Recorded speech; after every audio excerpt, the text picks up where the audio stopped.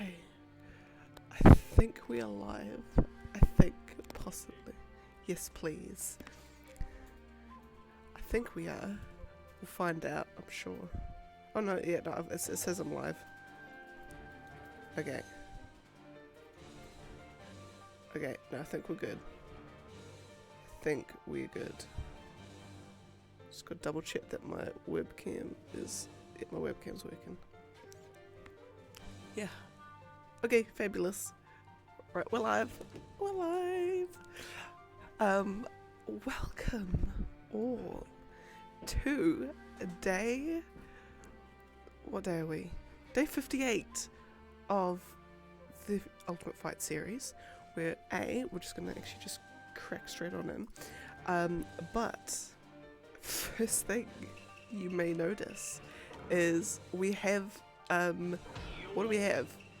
A different setup, slightly different setup, but a different setup nonetheless. I'm just gonna actually just flick that around 1 second. Gotta move all my boxes around. So, 2023, first stream of 2023, so I thought why not just have a brand new, well I say brand new, there's obviously a lot of similarities with the old one, but brand new-ish setup. I am using a different program to stream with, so it's really just to see if that works, really, more than anything else. I think it's okay, I think it's fine, I think it's done everything I needed to do, and hopefully, I mean, one of the big things will be, do I get the black boxes of death? Because if I do, then I know it's a computer problem rather than like a Streamlabs thing.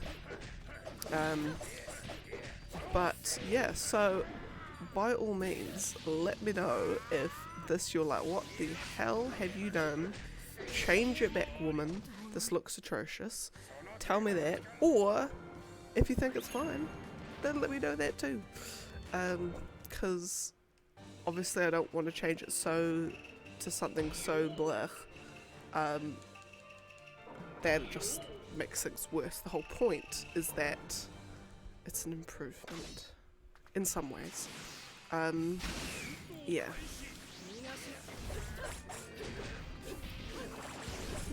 Yeah, so today is just going to be another day. Now I don't have a target as such for how many fights I want to get through. What I do know though is the max I can possibly do is 96. And I say that because on my little piece of paper, well not my piece of paper, on my little spreadsheet with all the fights that I have to do, I've only done enough for 96 today. So that's that. But considering that in my little calculations for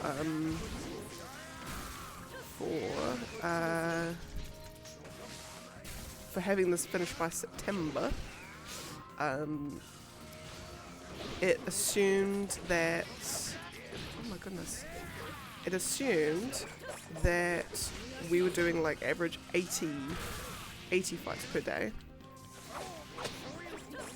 And we have practically already done a week's worth of 80 in the last day. So basically anything now after these two fights I've just done, anything is now just surplus. So we'll be bumping up the average quite substantially, I think. I mean, I've been sort of definitely been getting over 80 fights in the last few days. So obviously just keeping it up is only going to help. Now, of course, roll call. We have a lovely cup of tea. And when I get to another bit where I can, a cup of water that I'm spilling all over myself. And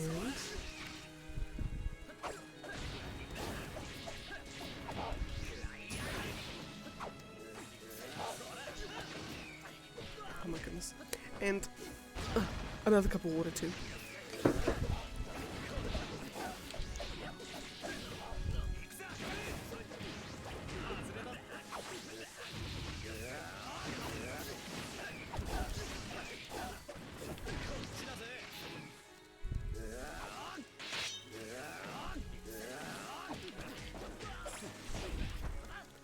Ow. Oh, come on.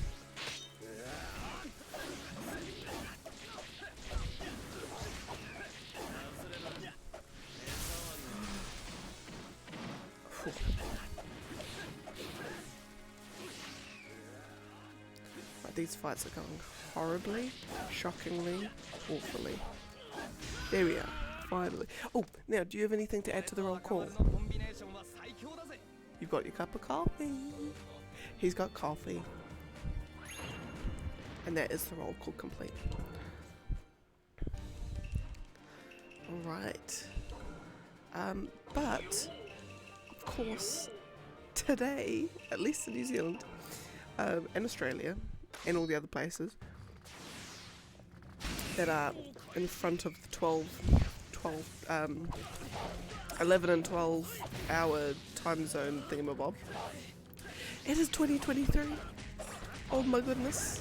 We made it another year. Last year was a bit ropey for the world in general. It was actually a not too shabby year at all for me and the boy. It was a year of a lot of amazing things for us. So ain't complaining. And this year is gonna be, will it be even better? I mean, we won't be doing things like buying houses, because we've pretty much already done that, but this year I just feel it's gonna be good. Well, hello, welcome, happy new year indeed. How art thou? And yes, thank you for it was a bit touch and go at the start, but we got there.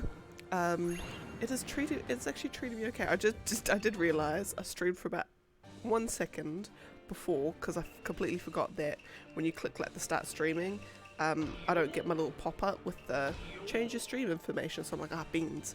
It's still like it still had all the same stuff from yesterday, so I had to change all that. But that's fine. And yeah, I'm just trying to make sure I've got all my windows, like my activity feed and my chat and everything, where I can see them, and it's not all riding over each other. And I've just, now that I think about it, so I'll kind of be making adjustments probably over the next few days, and also I haven't actually added in any other scenes yet, like a starting or a finishing or a break, so they'll be like my next one, but already I can already see I'm going to start making some adjustments just in terms of how the chat pops up, because that text is baby on the screen. I've got giant text at the top, and then you can hardly bloody see it right down the bottom. So, yeah. Oh, nice, should be Chrono Trigger. How did you find it?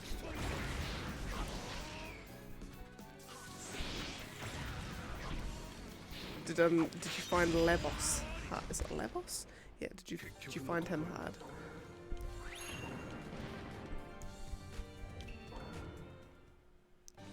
And Siva, what up? Happy New Year! Is it New Year for you and Siva at the moment?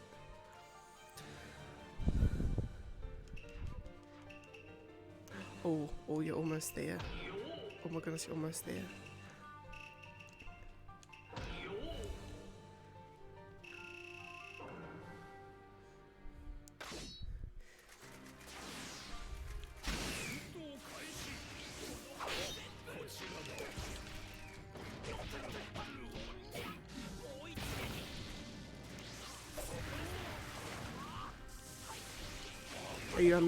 Are you doing anything fancy for the midnight thing, or is it just like a meh, just sort of be like, hey, yay, and then you text all your fam and friends like, oh, happy 2020, happy 2023 everyone, and then like you can just go to bed.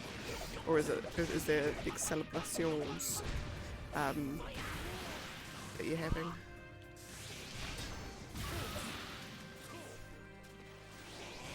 That's always any excuse to buy that stuff. You always take it.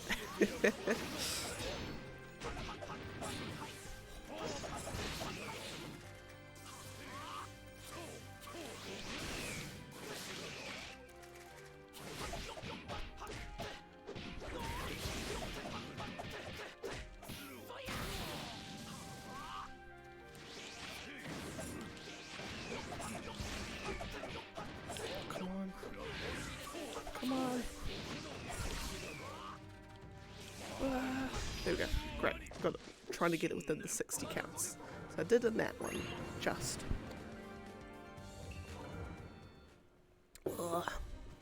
Yeah, so I'm going to make a slight adjustment next time by just making the text right down the bottom. What's the word? Not louder.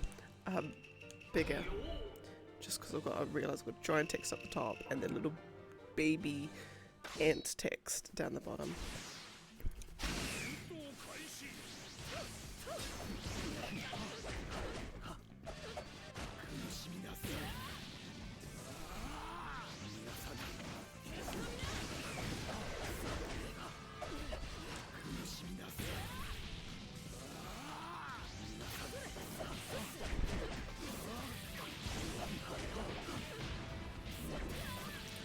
What we had. Oh, we had like a whole tub of ice cream yesterday actually. Was it practically the whole tub? Yeah, pretty much. We had some a couple of days ago we'd bought the whatchamacallit. We'd bought we'd bought 2 tubs of ice cream actually. We'd finished one yesterday and they were like, right, let's just crack open the other one. So we had that yesterday. It was like a s'mores one. And it was fab. It was amazing. And because I have to start you can have junk food but only like once every short while. No, not once every long while. So I had to finish the ice cream yesterday. So in my defense actually, having a whole tub or half a tub she shared with Boy. My defense, I had to have it yesterday. So I don't have it today.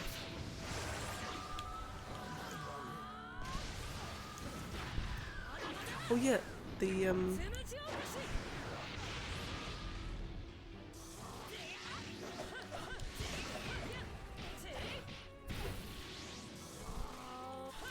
gonna like so so last time I went on like a big I wouldn't say it wasn't like it wasn't a crash diet. Oh, was it a crash diet? Yeah. Last time I went on this, and I actually did go on it for quite a long time, I was like, the one thing I am putting my foot down, the one thing I am not giving up is ice cream. So I managed to actually find there's an ice cream that they've got called Zilch, and it's like low sugar, low fat ice cream, I think. So it was like, it's expensive as hell. But I was like, we'll give that a go. It was delicious. It was so amazing. But because it only comes, I think it's not even a litre that it comes in. So we have to really ration it out. So probably what I'll be doing is just like buying a tub of that, making it last, probably having like, because a serving size is practically like 2 tablespoons is a serving size, which breaks my heart, but it is what it is. It's all in the service of not looking like I eat ice cream every day. I want to eat ice cream every day, but not look like I eat ice cream every day.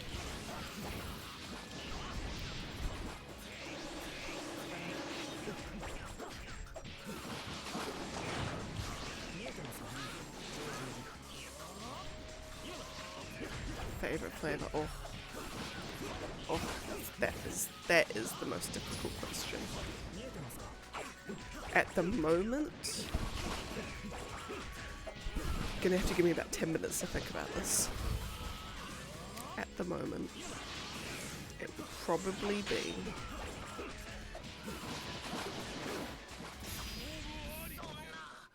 would you say my favourite flavour of ice cream is at the moment?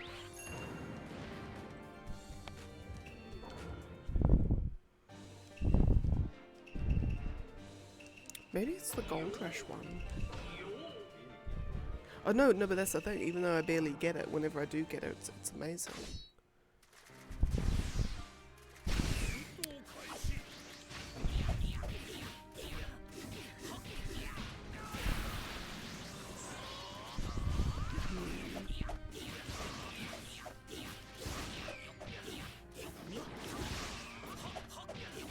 Okay, I'm gonna give you 3 because I can't decide between them all.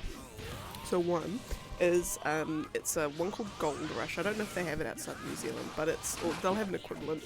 But it's like a yellow or goldy, like not shiny gold, like a orangey yellow ice cream. Tastes like caramel, I guess. And then it's got like big, like giant hunks of like you know, like crunchy bar chocolate. But like imagine just little like round bits of like chunks of it. They've got that. My other one is one called Toffee Baked Churros, which is kind of like, yeah, basically it's just like it doesn't even you wouldn't even think it's churros when you're eating it, but it's amazing. It's fab. And then my third one is one called Boysenberry Stracciatella, which is just like normal boysenberry ice cream, but it's got like all like the not chocolate chips, but chocolate like flakes in it.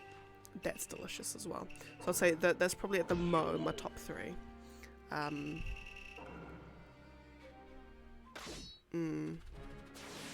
Yeah, asking me like my favorite ice creams is like probably like top movies and TV shows and songs and bands and colors and food and literally everything else is easy, but ice cream flavors is that's difficult.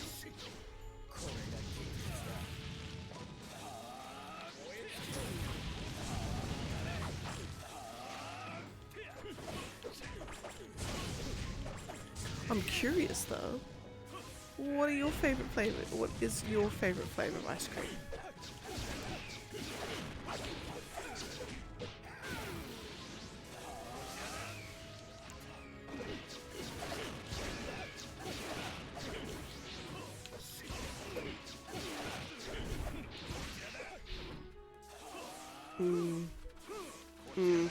A good vanilla is like, especially like the ones with the little vanilla bean bits in it, or not bits, but like the little black bits in it. Whenever you see those, you're like, oh yeah, this is a good vanilla right here. No, I can feel that. I can appreciate a good vanilla. It's like it's perfect when you get a good one because it's almost like some days you just want that. You don't want anything fancy. My mouth just wants a nice simple flavor. Good choice. Good choice.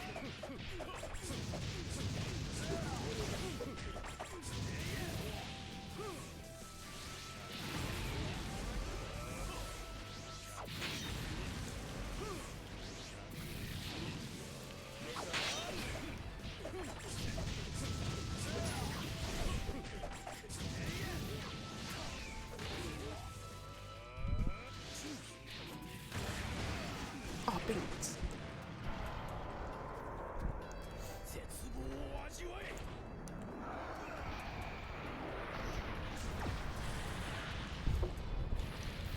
Yeah, I think the only ice cream flavors, like if I had to rank them all on a list, like every ice cream flavor ever in the whole world ever, at least for the ones that at least I've tried anyway, if I had to rank them all on a giant list, like everything would be like, it would be the top 3, then everything else falls underneath, like all like on the same tier. But then on the bottom tier is Goody Goody Gumdrops, which is like a bubble gum flavour with little like jelly bits in it, and Rum and Raisin.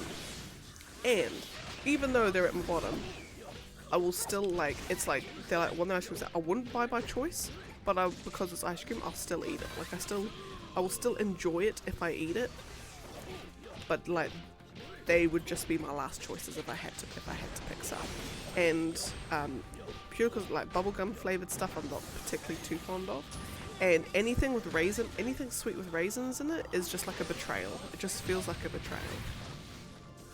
It's kind of like when you have like the like you get the pastries, and they generally have like chocolate chips in them, but then you bite in and then it's a raisin and you're just like, oh no, it's ruined forever.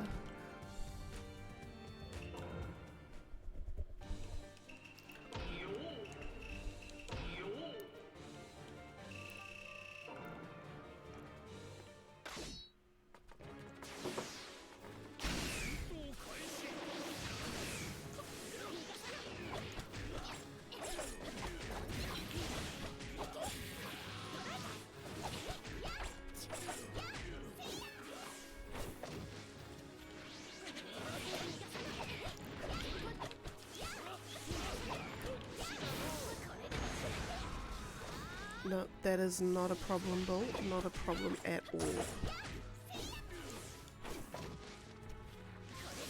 I'll be here.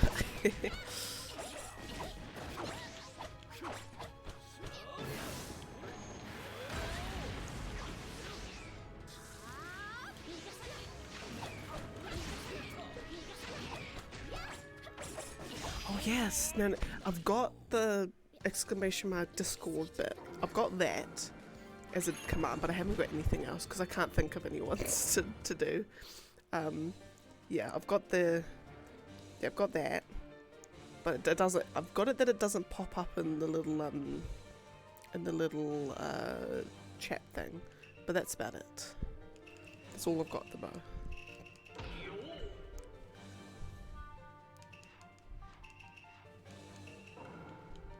Yes, please, because I'm sure you'll have heaps of ideas that I'm just like not even thinking of that would actually be fab.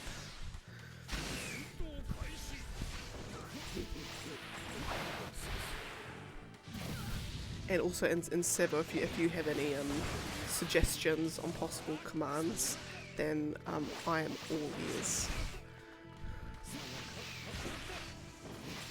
Just like any that you've seen are pretty cool, or that you think would be like worthwhile.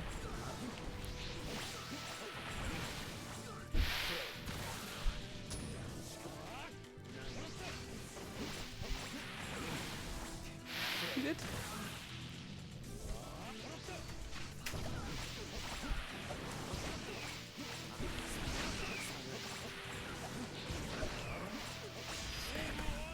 Lovely.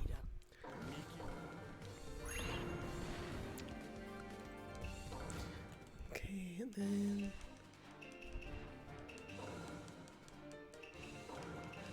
I feel like who's I just playing as for Kazekage?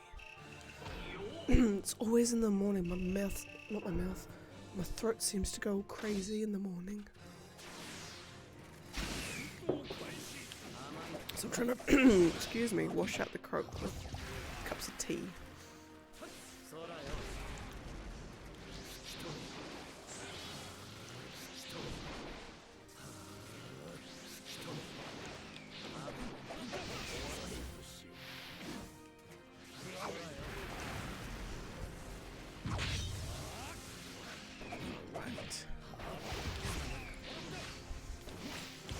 Oh yeah, so so yesterday for the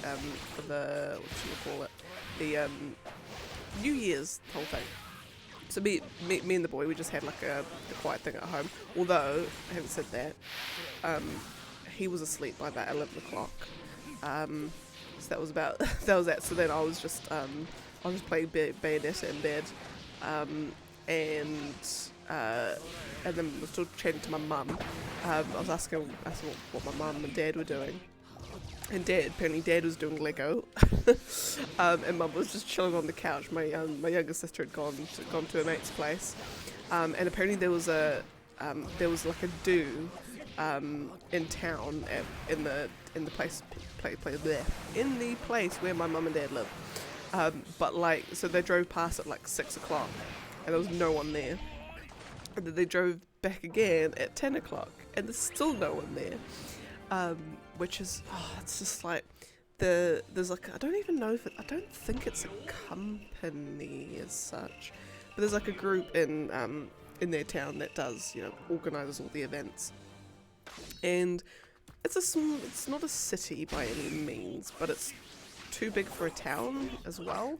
I think it's a city. I don't know. I don't actually know. But it's always at any event. It's the same food trucks.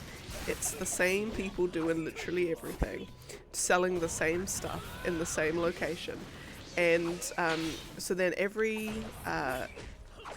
on New Year's Eve, what they used to do is right in the city centre. There's like a main street going down with all the shops, and like the town clock and all that sort of thing.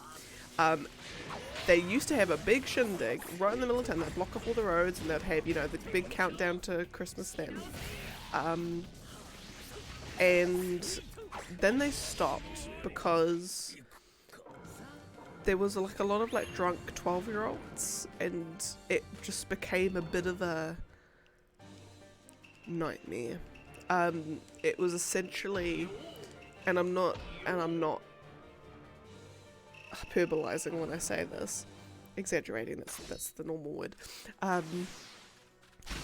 When I say it was literally in the middle of the streets, like the bulk of the street was all these drunk 12-year-olds and people just causing absolute ruckus, and all along like the edges of the road of the street, like underneath all the coverings where all the shop fronts are just all these families just like huddling together, with all like the young kids like under 10, all of those sorts of families, just huddling together trying to protect themselves from just this absolute ruckus nightmare mob in the middle of the street. So eventually they ended up canning that completely. Sorry guys, we're not doing anything. You can celebrate with yourselves. But then on New Year's Day, they would, there's like a big river running through the middle of town, and lots of nice places to sit, like riverbanks on either side. There's actually 3 rivers that kind of meet at a point. So they'd have like a big, on New Year's Day, it'd start around like 4 p.m.ish. You'd like go down to the river and you'd pick a spot to sit on one of these riverbanks. You bring your picnic, bring your family. There'd be, the same food stalls that are at every place, but, they've got the food stalls there. You go down, and then at 10 o'clock, something like that, then they'd have like a big fireworks show. So they still have that. I mean, it's, the quality of it is, your mileage may vary very much. They have only just in the last couple of years, though, actually had the great idea to sort of like time the fireworks to the songs that they're playing, to actually get the fireworks to go on the beat. The first year that it happened, we were just like, oh my god, this is amazing. This is fabulous. Oh my god, this is actually amazing for once. And then they tried this the next year with success, but not as big a success, probably because it wasn't as a, oh my god, they've actually done the fireworks well this year kind of thing.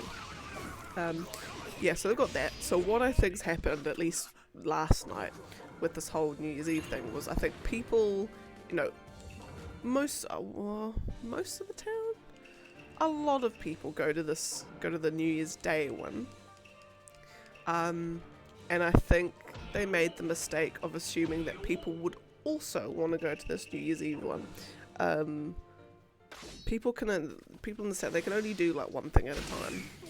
They can only have one thing in the front of their mind at a time. So I think asking them to go to 2 things is asking far too much. It's like helping 2 mates move house in the same day. It's kind of like that. So that all crashed and burned, I think. It sounds like. So New Year's Eve. So I was just chatting to mum, texted my mum and my fam, my old workmate, well actually no, my old work boss actually, he messaged, and yeah, that's about it really. And then just sort of like, what's the word? Just sort of like ruffled the boy slightly awake. I'm like, it's 2023, and he's like, oh my god, it's 2023, and he just went back to sleep again. And I'm like, right, I'll finish my level in Bayonetta and then I'll go to sleep. And that was me yesterday. So nothing extravagant, but it was like, I mean, just having the two of us at home anyway. His family I don't think they've really celebrated New Year's as much as like Christmas or something like that, so it's never really been something he's stayed up with.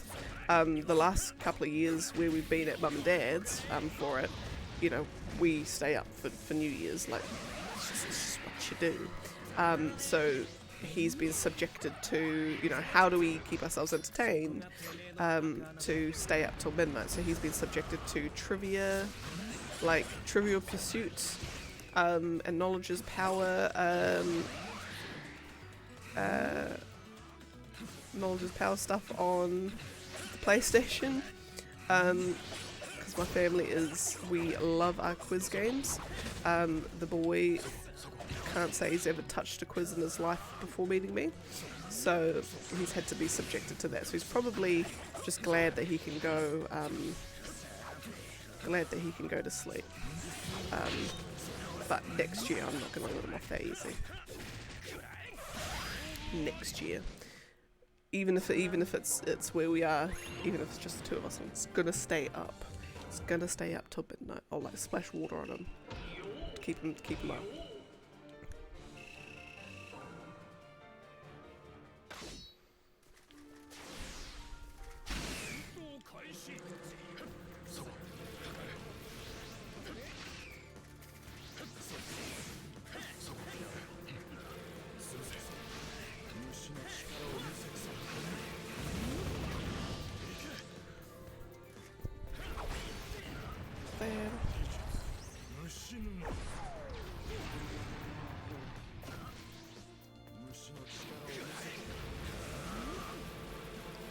That is actually... Is it an OP jutsu? Possibly?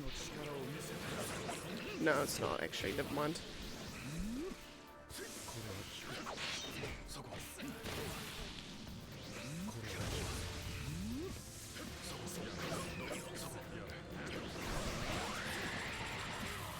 Yes.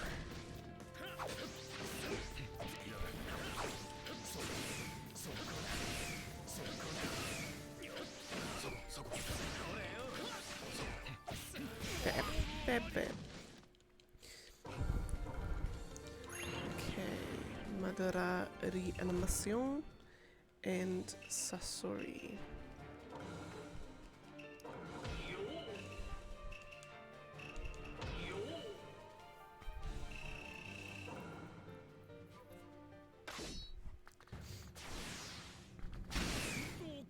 Oh yeah, I'm playing Bayonetta 3 at the moment. And it's actually like, I know they had the whole controversy a month ago or something. No, more than that. A couple of months ago. Around the whole voice actress saying no, she wasn't the voice actress, was she, for this one? Yeah, she's saying like, yeah, they paid me peanuts, so don't buy the game. And then, you know, saying that, basically just going on a little bit of a, actually no, I won't comment on it. But playing Bayonetta 3, because it is a different voice actress. It's actually like she actually does a fine job of doing a Bayonetta voice. There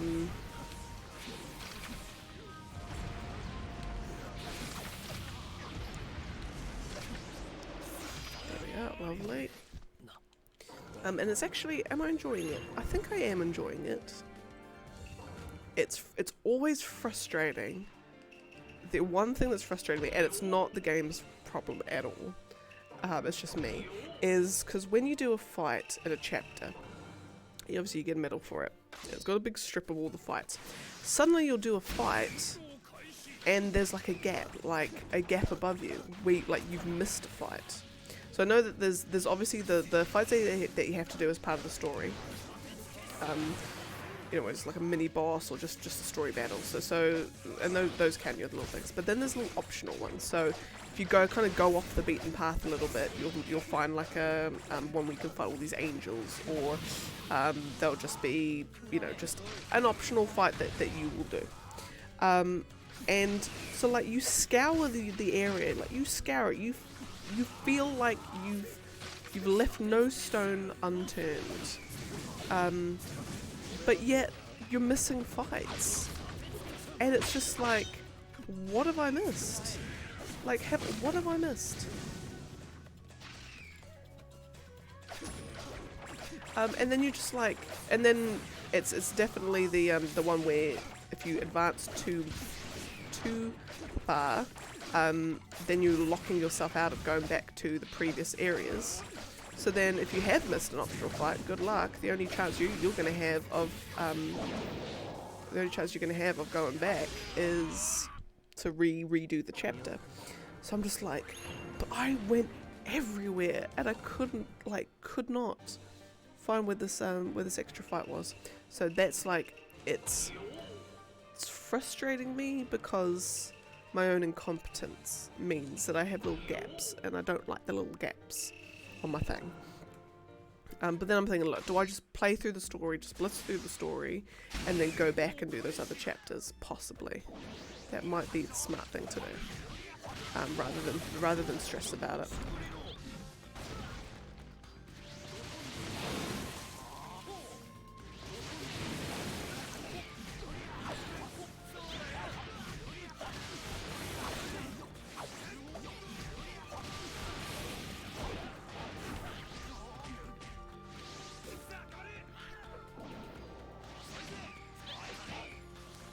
Oh my god, I just threw this bomb at this dog's head.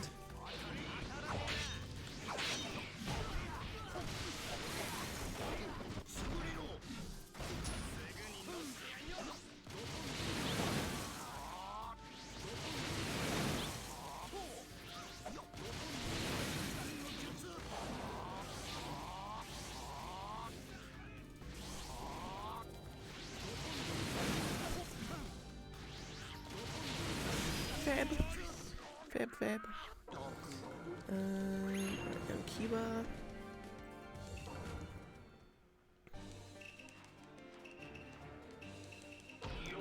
And Onoki.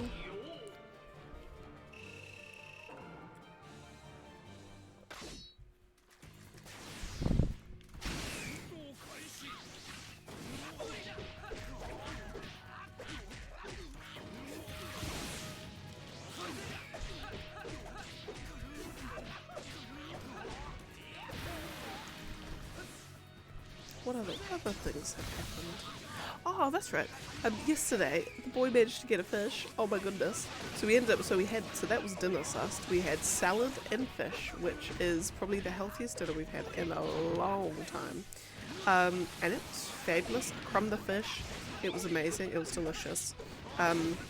So that's going to be, and then when I finally get my vegetable garden sorted and I finally start growing my vegetables, we're going to be hunter-gatherers.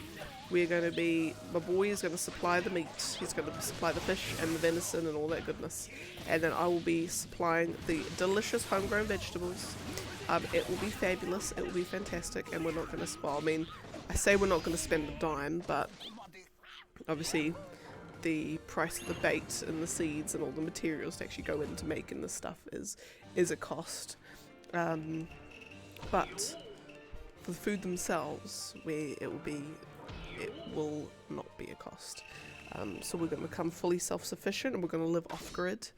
The only grid we're going to be on is the interwebs, because I know that it's such a first world problem thing to say, and it's very, some people will see it as a sad sign of how the world is, but I genuinely don't think I could.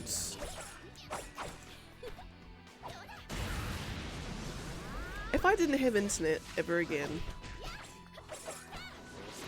I actually would be genuinely like fully upset for the rest of my life. Because if you take aside social media and gaming and all that sort of thing, the internet is fantastic. Because then I'm thinking, okay, look, I don't have internet. I want to, let's say I've got a new cross stitch project that I want to do, and I'm looking for the perfect pattern, or I'm looking for I'm fairly rookie in my cross stitching, so there's still like things about materials and patterns and all that I'm still need to learn. So yeah, sure, I can go and scour a book, try and find a book all about it, but you know, what are the chances of me finding the book with the exact things that I'm looking for? Whereas a quick Google search can get me that information at my fingertips. It's all that sort of stuff. Like, it's that sort of thing that I think is where the strength of the interwebs comes to the play. Is that you're not having to scour libraries and bookshelves to see if they, just to hope that they have the one thing that you're looking for. You know, it's right there on the interwebs. You know, I'm trying to learn how to sous vide a lamb. Or do you even sous vide lamb? I think? No, you don't sous vide lamb, do you? Anyway, sous vide something. I've got no idea what to do. I can go and scour, try and find a cooking book that will show me how to do it. And then, you know, scour libraries and burn petrol, driving around to all these libraries. Or I could just look up how to sous vide pork or beef or whatever. I think you can sous vide lamb.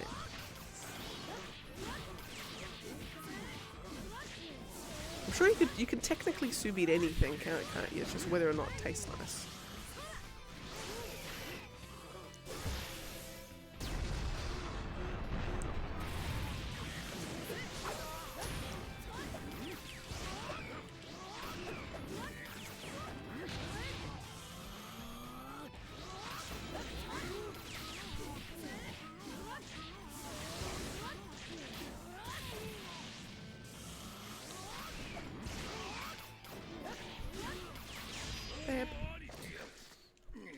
Kakuzu, that's a character I haven't played in a while.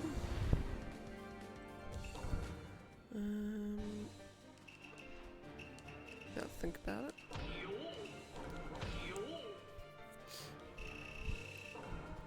I've actually got a nice mix of characters this time, I think. Some duplicates, but that's alright. You have to have some.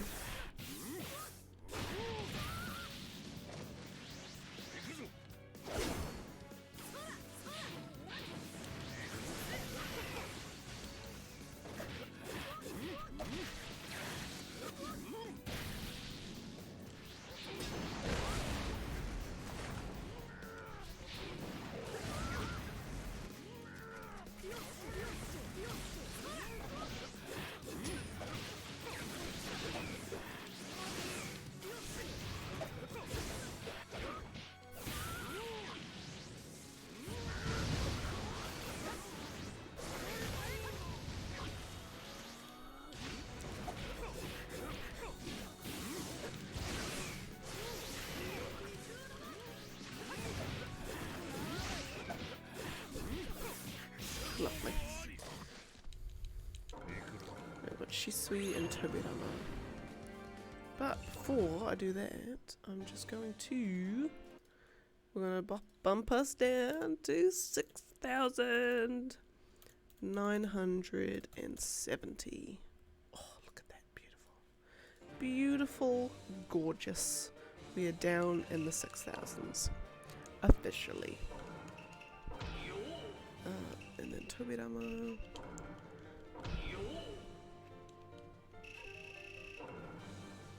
Oh, that warms my heart.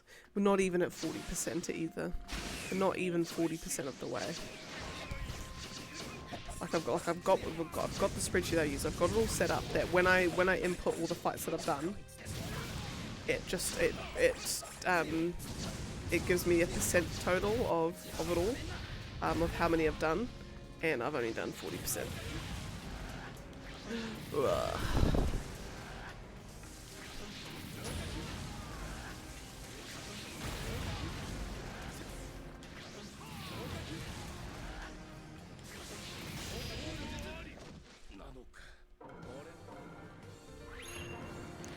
Fabulous.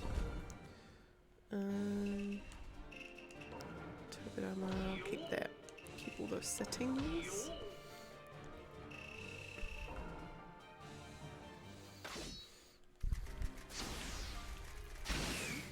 I was also thinking about last night, because one of the things that I want to do, one of my goals, it's a very meh goal, but it's a goal nonetheless.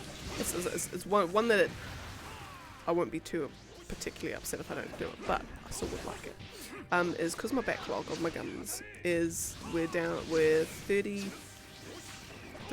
at the moment. Now mind you, most of those, about 13 of those, are East and Trails games.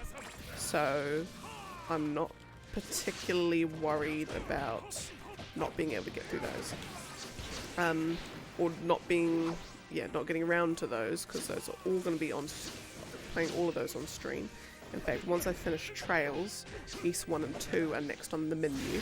And that's going to take less than 20 hours for both of those. So, yeah, that won't be a problem to get through them. But it's all the other games, and a lot of them, I'm like halfway through. Some of my, like, what constitutes a game being done is up to it's up to me. But like some games I want to platinum because they're not like difficulty setting related, or they're purely like exploration and completion kind of thing. That's what I like. But so some of those games I purely just have to just get around to doing all the collectibles, which is, so for like Lego Skywalker Saga, it's purely that, it's purely just doing the collectibles. And what other games have I got like that? Skull Saga, and I think that's it really. I think that's the only platinum I'm trying to get at the moment.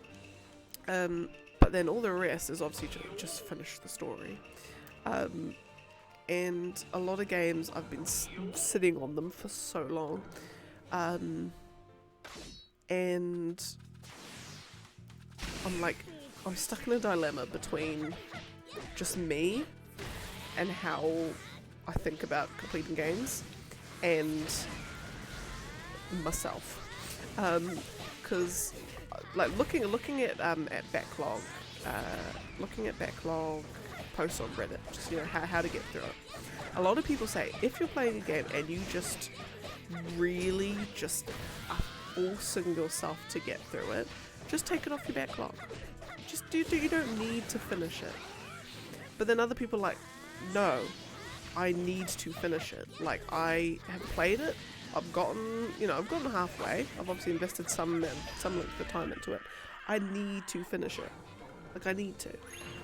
And I've got a few games like that where, so like Overcooked, for example.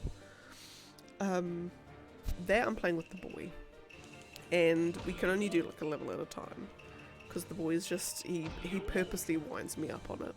And I just get angry, upset.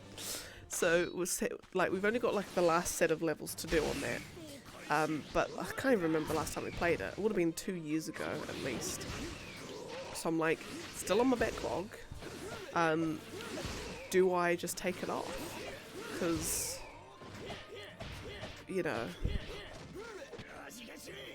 like we haven't played in like 2 years.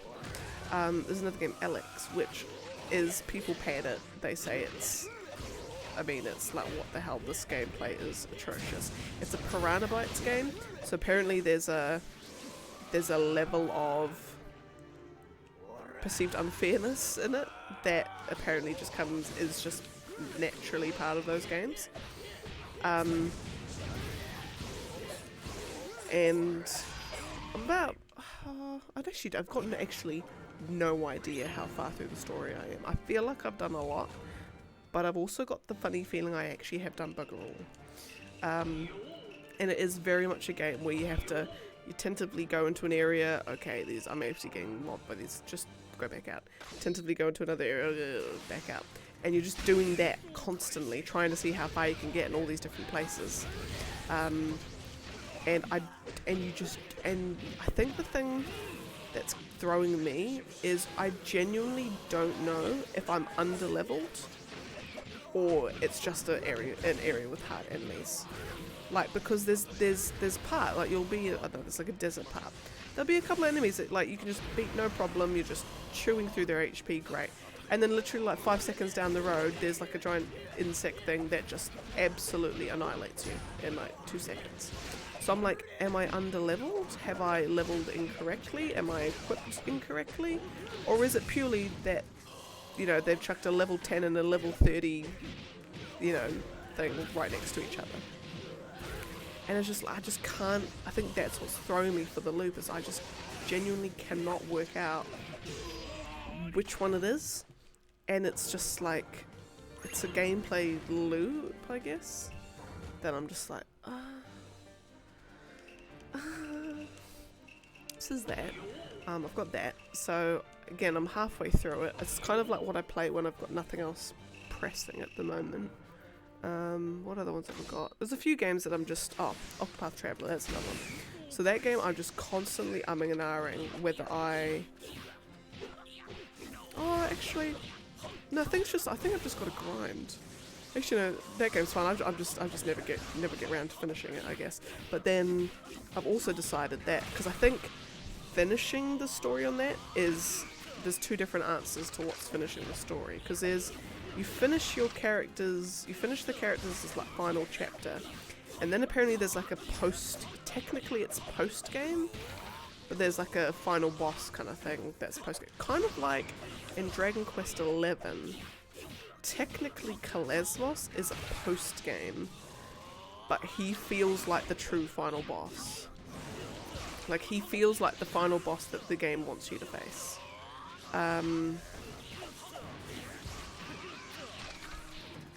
This is that, and I think, is it Galdera? I think is a similar vein to that. He's technically the final boss that the game wants you to face, but it's technically post game. So I think for that game, the completion criteria I'm setting for myself is just to finish all the characters' final chapters. Yeah. Yeah, and I think the only other thing throwing me for a loop on that game in particular is, and I know that it's old school and it's how things were, and you just got to like get over it kind of thing, is like your standby party members don't get any XP. So you can, like, you know, I think Tressa is like leveled up hardcore. And then, like, if I haven't touched, I think Therian's one I haven't touched, he's like level 20 something. And so then obviously when I then have to do his chapter, I've now got to get him leveled up to match the rest of the party. And I mean, I can just put him through higher level areas to get the, you know, more XP faster. But it's just like, it feels like a grind. And you get some grinds that don't feel like grinds. And that's what I'm all about. I'm all about the grinds that don't feel like grinds. And it feels like a grind. So I think it's just that grind that's putting me off finishing it. And also I think the other thing, if I had to make one change to that game, it's similar to Alex, where you don't know if you're just underleveled or not.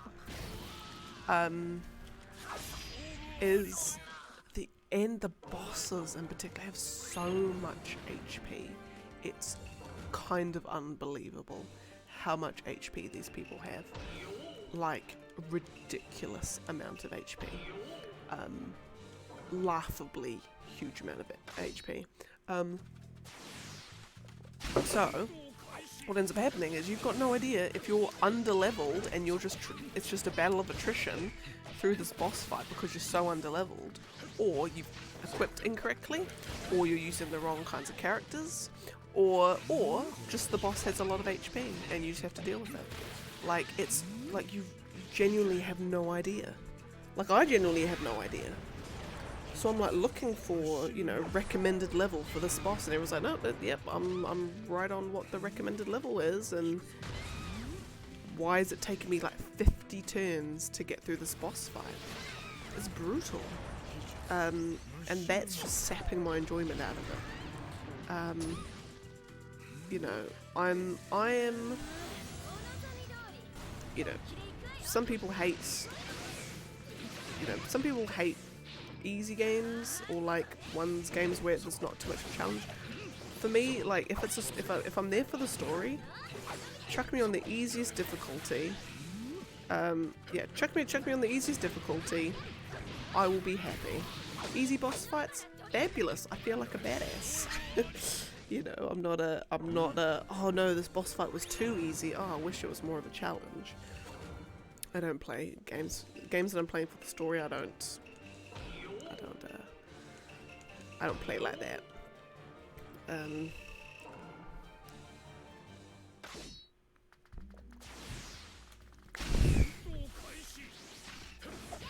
now that I'm thinking about it, I feel like I've been having lots of dreams about Final Fantasy 16 lately. Like my brain's imagining what the game's going to be like. And every time I dream about it, it's really cool. But anyway, I digress. I've just remembered that.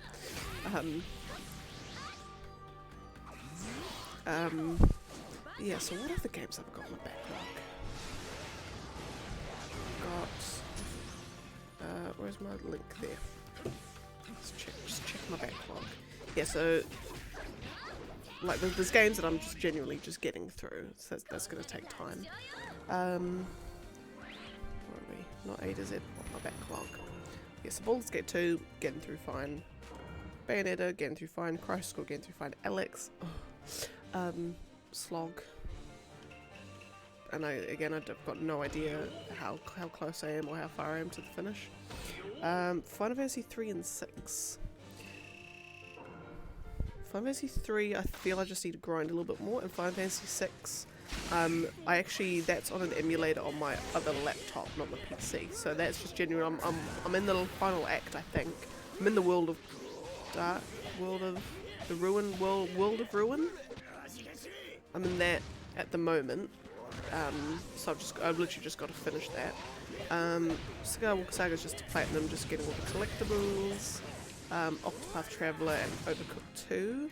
Then I've got Planescape Torment, Trials of Cold Steel, and Pokemon Brilliant Diamond. So those games, I think Planescape, I've started, but the disc is in the Xbox One, which is in a box somewhere in our spare room. So I just got to get that disc out, and then I can carry on with that one.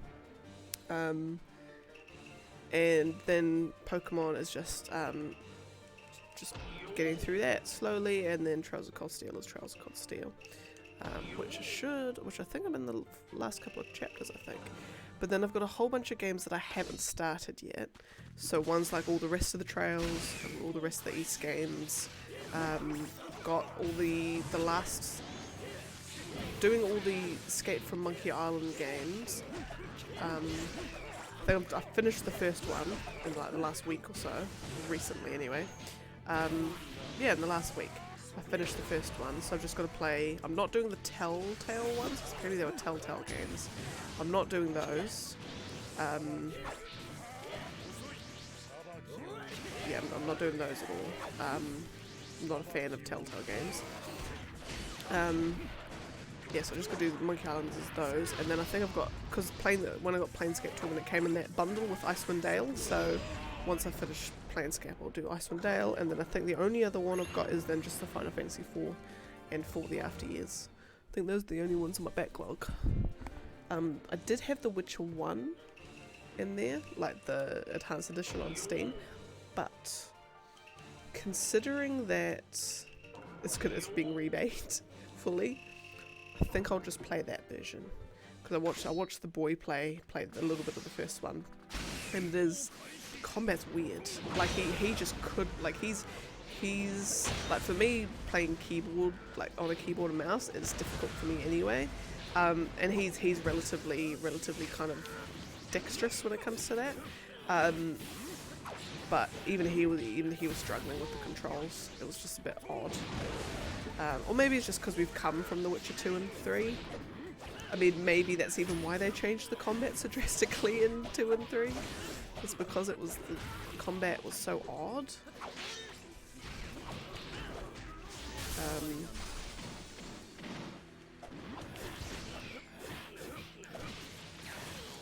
So that was on there, but I think I'm just gonna wait for the remake. What else? What else? There's a few games that I've just put on my like abandoned list, or which is sort of abandoned, half abandoned, half. If I've literally got nothing else to play, I'll pop those ones back in and try and finish them.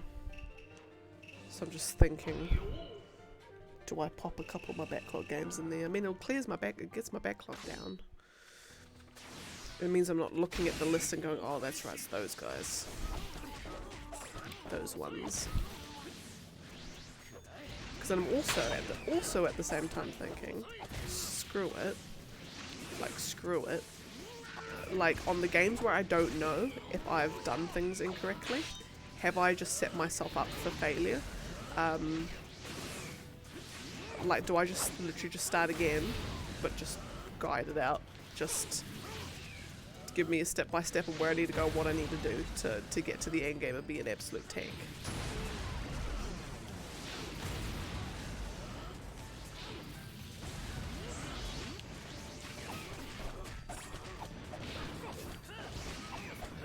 I think I did that with the game, what's it, The Last Remnant. I think I played that game, and I think because I played on the 360 and that was probably the wrong one to play it on initially, because the way that the battle system worked was just like wrong. It was like the more fights you'd do, the higher your battle rank would go up, but then the higher your battle rank is, basically, when you're fighting enemies of a similar or a lower battle rank, because you would get like stat increases rather than like level up. You just have all your your HP and your strength and whatever increase. But the higher your battle rank, the less stat increases you'd get. So by the time you've got to your and you're getting party members right through the game.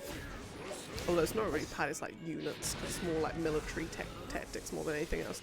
So like, what happens is that, like, say your battle rank's at 60 towards end game, and so let's say you've been fighting enemies as soon as you encounter them, your battle rank is going to end up being higher than the battle rank of the enemies in that area. So then when you get your later party members, they get no stat increases because your battle rank's too high for that area.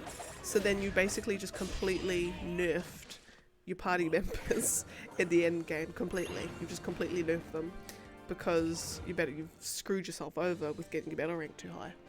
And they fixed the balancing a little bit more in the PC ones.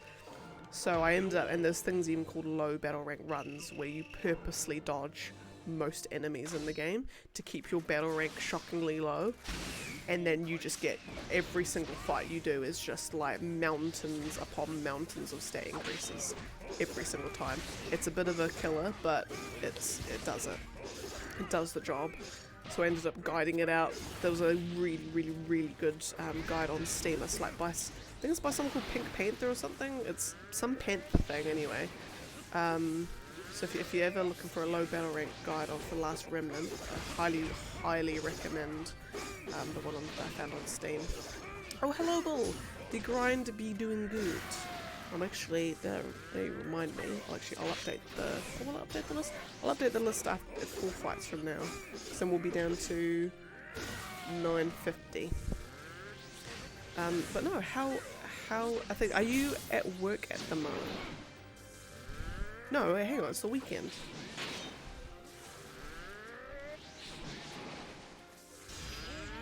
Oh my god, that reminds. I don't know why that reminds me. But we need to go shopping and get milk.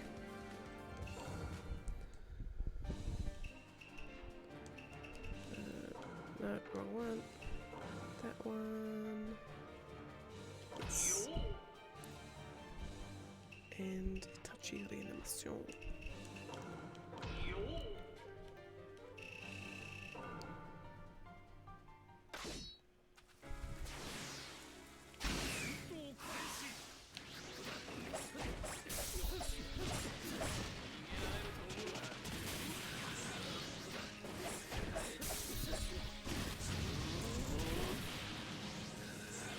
Yes, oh yes, I'm thinking for, might do it with Alex, maybe, but then I haven't been able to find any particularly good guides on it.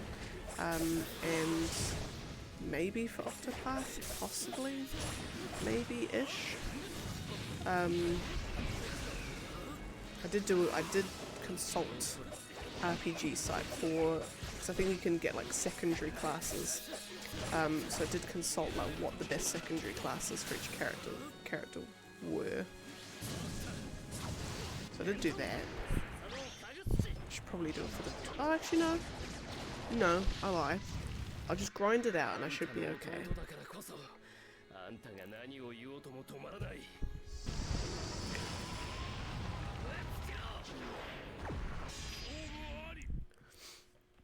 Okay.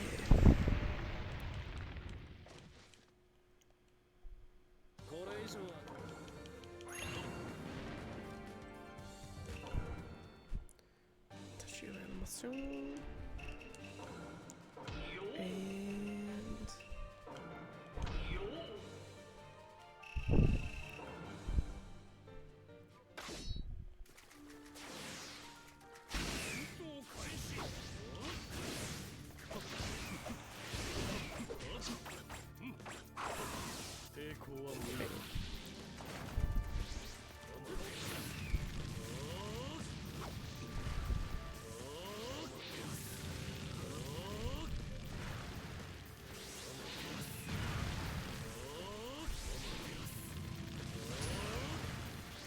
just gonna do this till the end. So the flames go on for a while. Oh no, never mind.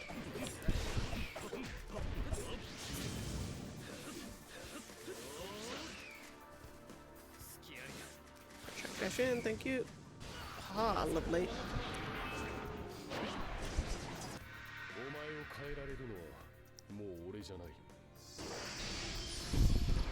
Why did it show Naruto?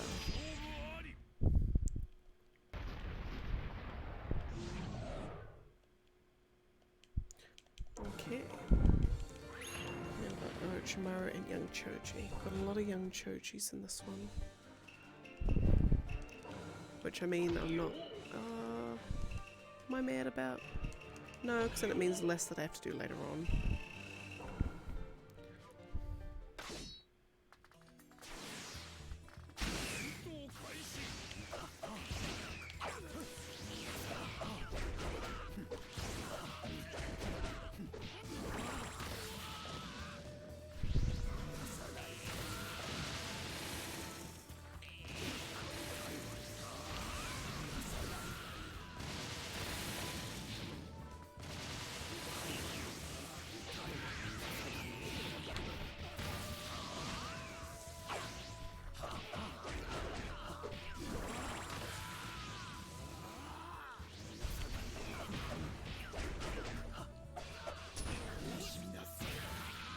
Oh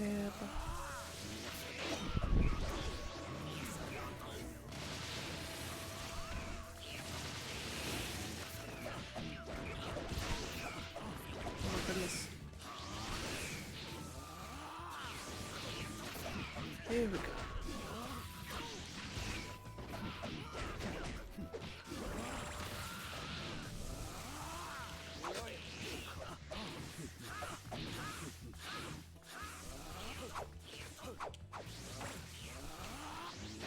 There we are. My goodness.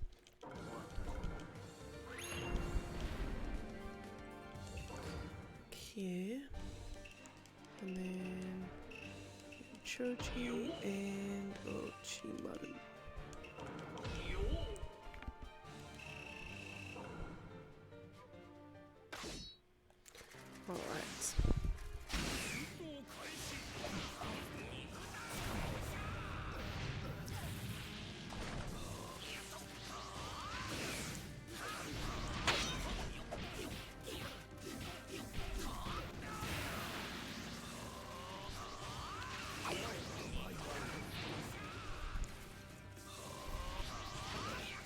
Mm.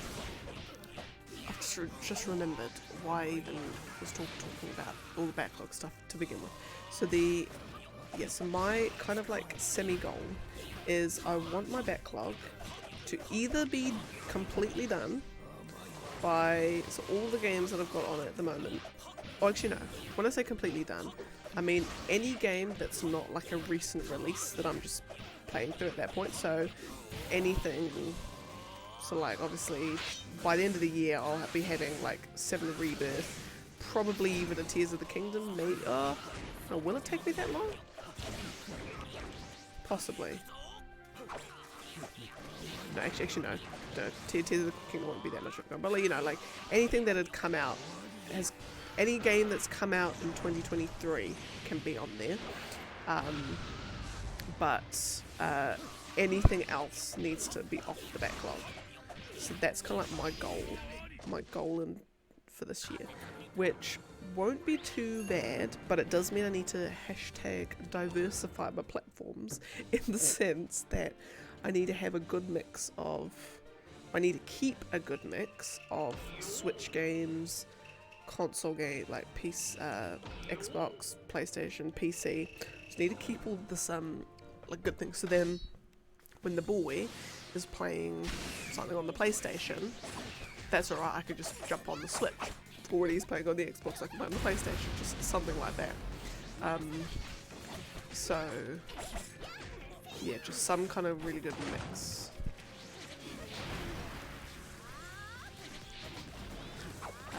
That's going to be key.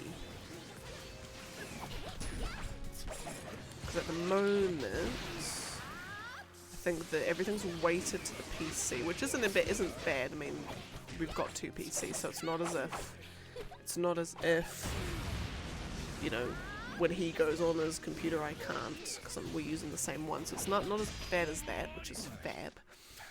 But then it means that I can't have too many that are PlayStation, or if all of them are PlayStation, and then I don't know, something comes out and he's like, oh no, I'm playing this, like, because I don't want to keep him from it, from the games that he wants. So that's gonna be the key, I think.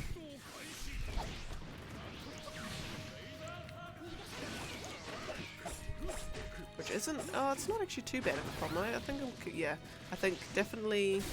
it's because of all the Trials and East games that I've got everything weighted towards PC. But that's fine. I think at the moment, I think the only things I've actually got on PlayStation are the LX and Crisis Core and Skywalker Saga.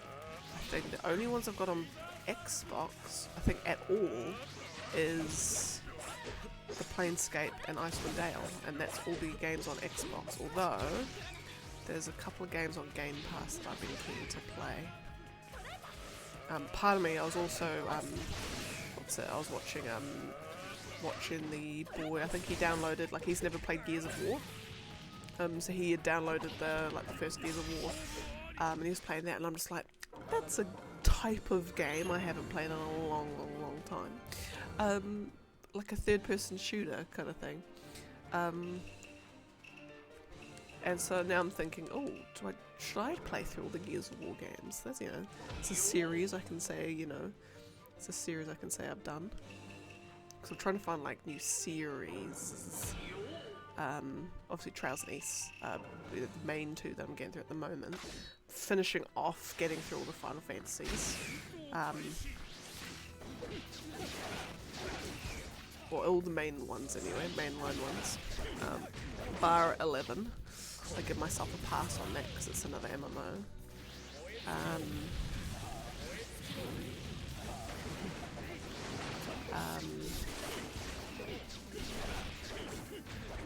Yeah, because I've got, I think the only like big series that I've finished definitely is Dragon Quest.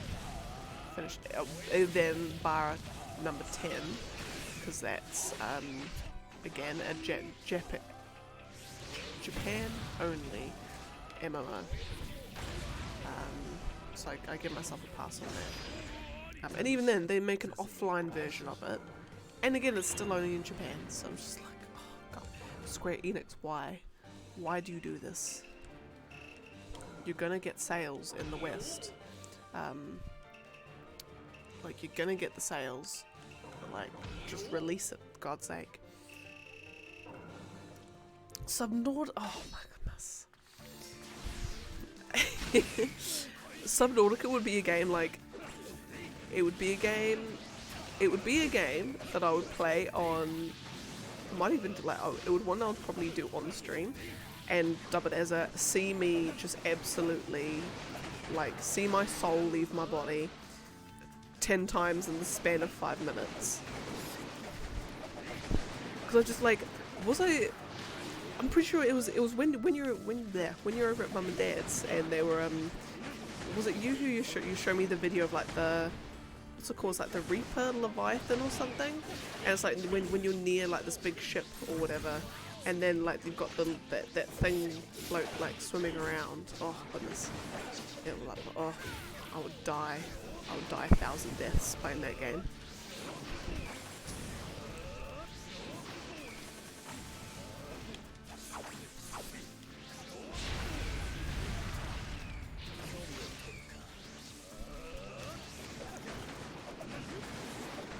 It's like, it's the kind of game that like game developers were like, hey, we want to make a game that all people who have fear of underwater creatures, we want to make a game that's just literally all their fears wrapped up into one delightful little bundle, and that's what Subnautica is.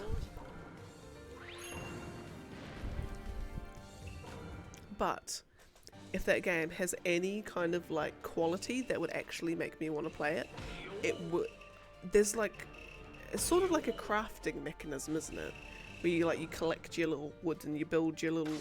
You've got like that little pod or something that you sort of build extra features and facilities onto it. Like, I like that. I like that aspect of it. It'd be amazing though if it wasn't, you weren't on a giant water planet with everything underwater. That's just. That's yeah, that'll be it. That's a no from me.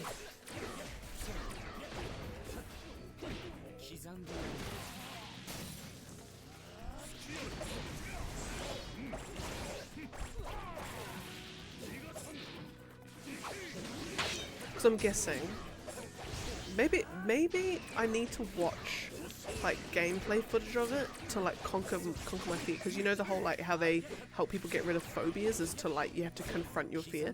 Maybe I'm gonna do that. Maybe that's the thing that's gonna help me get over my fear, is actually just playing the game, or even just watching footage so I can be in a safe environment. But literally all that it would need is, you know, I'm playing, I'm like, okay, this isn't too bad. Okay, right, there was a little jellyfish, but that's fine. I survived, I managed to get away. And then all I would need is you're like going through like go through a tunnel, already a tunnel underwater. I'm like, okay, I'm on edge. And then all I need is to come out into a giant dark cavern, and you're like, okay, and then you just see this giant like thing just like with the big beady eyes and giant mouth, and it just sort of just goes whoa, and I think my brain would actually like shut down. I'd go into like blue screen of death mode, and like that would be me. I would just be like comatose for like the rest of my life. Like the boy would have to like wave ice cream under my nose or something for me to like snap out of it.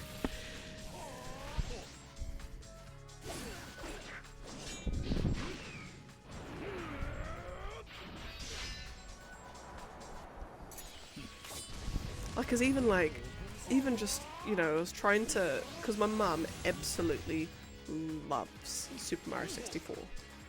And I remember we'd borrowed a copy from a mate, and so she got me to play it. So then we're doing the underwater level, or what's it, Jolly Roger's Bay, and I'm like, right, okay, I've got this, I can do this, you know. So we were just playing it. She just wanted just to see, just sort of reminisce on old times, but get me to play it. And then So I'm playing, I'm like, okay, I got this, I can do this, okay, there it is, it's in the ship, let's go. And I'm like, okay, well, that's right, I have to remember you have to get him out of the ship. Couldn't remember how to do it, so I would swim around, go to another little cave thing, come back, oh, look down, oh, the eel's gone from the thing, look up, oh, there he is, floating around, and, like, even, I'm getting chills even just thinking about it, but, like, I kind of just, like, my whole body just went like tingly, and I kind of just like my hands stopped working, and I kind of just froze, and she's like, what are you doing? And I just exited that level with a quickness. But then the problem is that to be able to exit a level prematurely, you have to pause it, but you have, like, Mario has to be completely still for the exit level option to pop. So of course when you're floating around in the water, he's moving all the time. So I was like pausing, like, why is it not exiting? Exit, exit, exit, like, come on. Like, all I had to do was literally just swim down into the ship, and then that's it. And then just do some treasure chest puzzle, and that's it. Like, don't even have to go anywhere near the eel. But I don't know what it was, just like alarm bells went off on my brain. And yeah. And that was me. That was me done. And I'm like, yeah, okay, I'm good. I'm not playing this again. Don't even know why I thought I'd even try. Yeah, but like it's like I know deep down, you know, if I just play it, if I just play Subnautica and just stick to it, I'll eventually. It might be the therapy I need for me to get over it, but. I just really don't think that, like, I fear it would do more damage.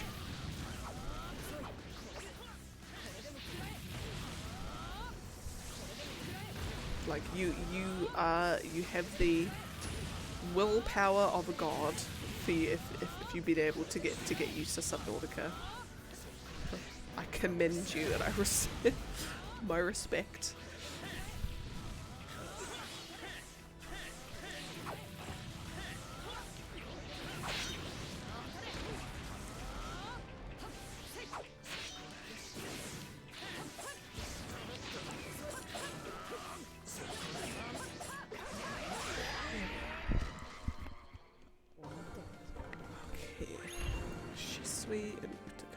Why do I feel like I've done that before?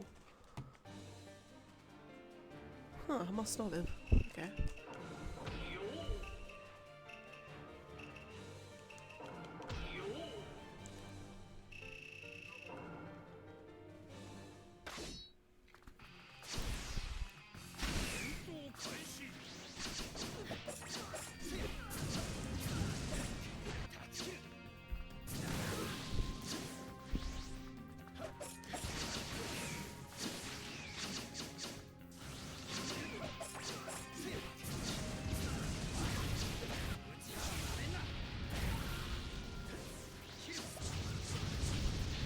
Oh, Pancake, have you played any more of the Outer Worlds? Like, my brain's going to Outer Wilds, but no Outer Worlds. Although Outer Wilds you should also play.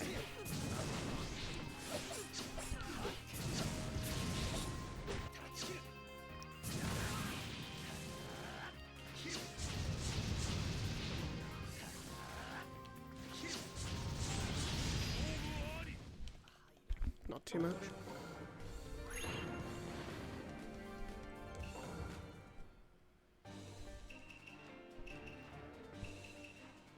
I must say, I did find with Outer Worlds that by the end of it, I was kind of like, okay, I'm just gonna skip all these side quests and just go straight to that. It was like one of those things, like, you know, with like Skyrim and like games like that where there's so many side quests, it's unbelievable. But like, it's almost like you're not kind of like rushing it. By like the end of the main quest, you're not like, oh god, I just want to get the main quest done and then never touch this game again kind of thing. And then so you skip all the side quests. Like Skyrim, you just, like, it's almost like the main quest is secondary. Like, you you just want to explore and do as much of that whole world as possible. I found like the Outer Worlds didn't quite have that magic. But then again, I also think it wasn't meant to be like a new Skyrim. Anyway. But yeah.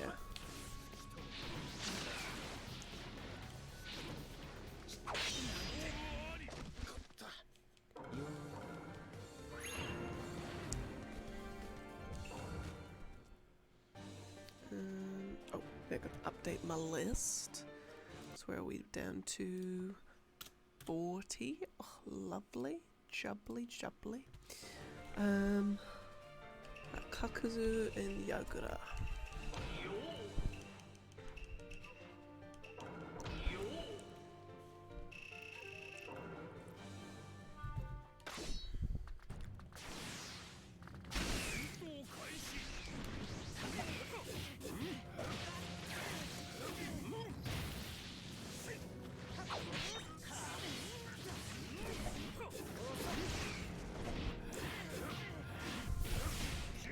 I think I'm on track to doing about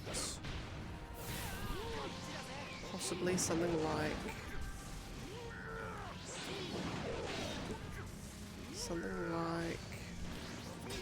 84 fights today. I think in 2 hours. Because even though I've got enough for 96, I don't think I'm gonna get. I mean, I could do 96. It's not like we're doing anything else, but no, I'll stick to. I've been doing some long days past while, so I'll do maybe I'll do 86. Maybe 86 can be my limit. Or actually, no, I'll see how much I can get to in 2 hours, and I'll judge from there. So I can do in about half an hour. I could probably get just around 20 fights done. 22 on a good day.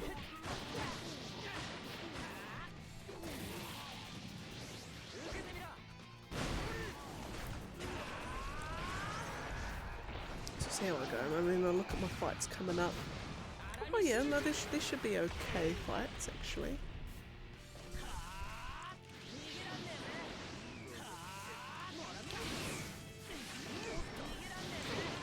I'm just like, and then I just keep thinking like, what am I gonna do when this is all done? I need something to like close this whole thing off with. Like I need some kind of. Do I do like a celebration? Do I eat a biscuit? Like, I need something. Try and think of something. I mean, I've got 9 months to do it, but just think of something to celebrate the end of this with. Don't even know what I'd do. Like, do I do like it? Oh my god, I can do. Oh, I can be really cheesy. Oh, actually, no. This is so cringe. Is it cringe? No, it feels cringe when I think about it. But do like a whole like release the journey video where I do like merge. I just get sort of clips and snippets from not every single day, but kind of just like one of those 5-minute summary videos, like, you know, have my first clip from my very first, like, you know, the intro from my very first stream, and then just kind of like just show how far I've come, even though it's not even that grandiose a thing.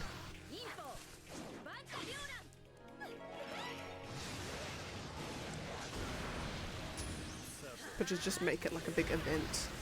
It's like my life's been changed.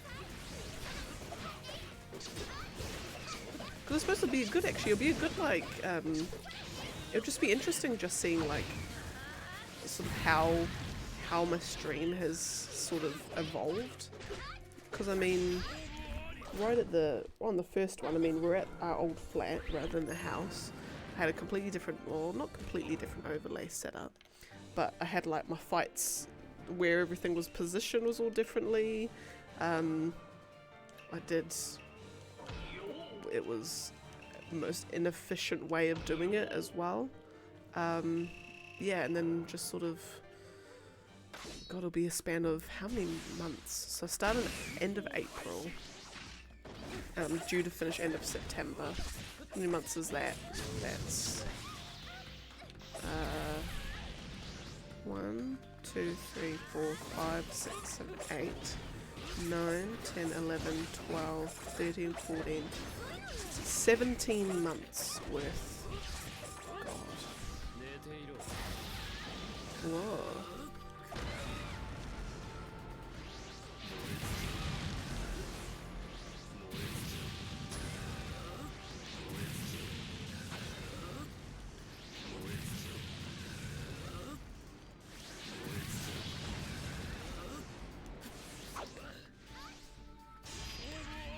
I mean, all it's really going to mean in the grand scheme of things is just, is what? All it's really going to mean is,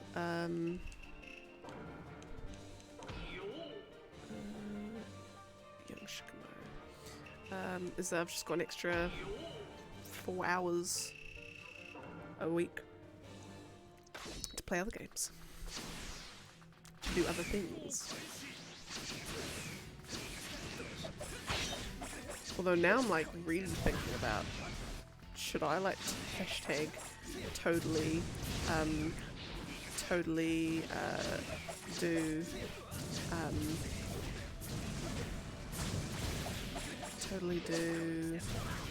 like Ultimate Ninja 5 on the PS2.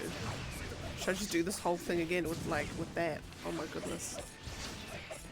Rich Kid 8, thank you for the follow.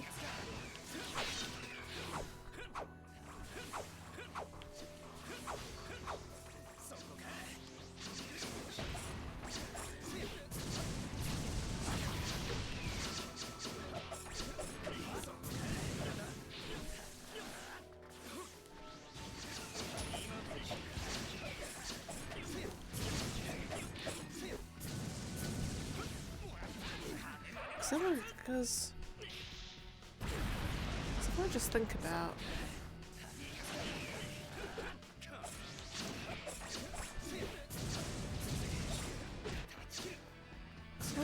about how many characters in that roster. It's nowhere near 108. There's like a good like 50? Is there 50 in that roster? How many's in that roster? 50 or 60, I think.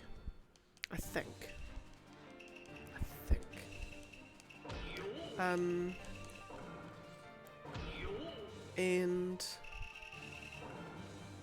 so it'd be half as many fights I'd have to do. So the question would be, how fast are the fights?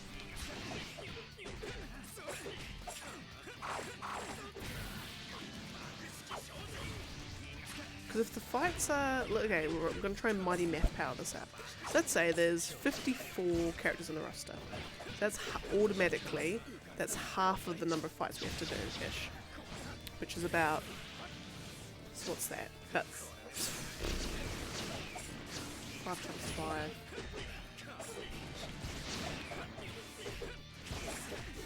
Or will it?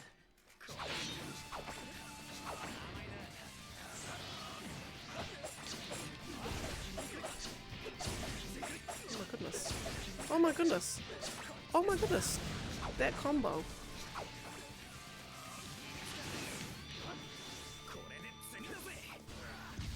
So actually, if I hang on, I have a calculator. We can use technology. Oh my goodness, no, we'll find my calculator. There we are. So I go 54 times 54. That can't be right. That can't be right. No, that's not right, is it? No, that is right. Oh my goodness. Oh, it's not even half. Oh, that would take absolutely no time at all then. So there's 108 characters, or is there? Or is it 109? No, it's 108 characters in this roster. You times it all together, you get about 11,000. Actually, no, times 107. you get the gist. The number of fights that I've had to do now. If I hang on, what is it? Shikamaru and Young Shino, yeah.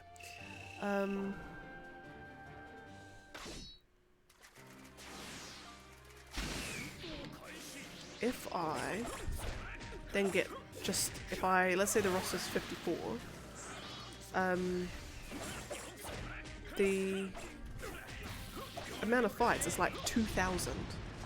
It's like exponentially less. Which means, I mean, 2,000, how many did it take me to do that? A couple of months? No, not a couple of months. A couple of months? It took me about 3 months. 3 months, let's say, to do all that. Then, if we then add on to the fact, let's say these fights kind of take like an hour, sort of average about 2 minutes. Average about 2 minutes for these fights to do.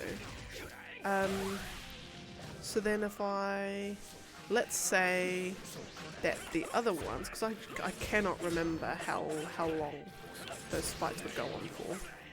But let's say that they go on for, let's say, a minute. So then we can, 2 months practically, 2 months for the fights, compared to 17 for these. I think it's doable actually. That's very, very doable. Maybe I do that. Maybe by the end of it, to take us through to the end of 2023, I do Ultimate Ninja 5. All roster, like all characters versus all characters.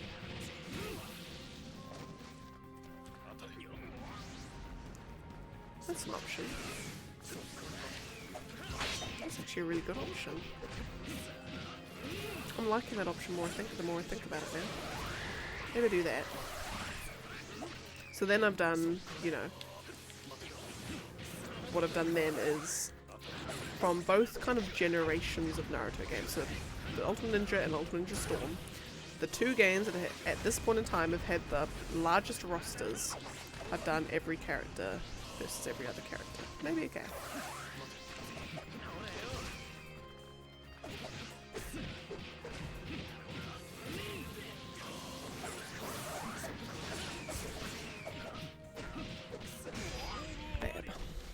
Okay.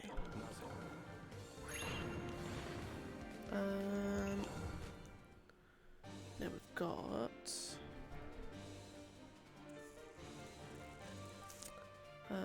what do we got? Naruto Kurama. I'll do that one. And Jugo. Why do I feel like I've done that fight before? Oh no, Kakuzu I was doing.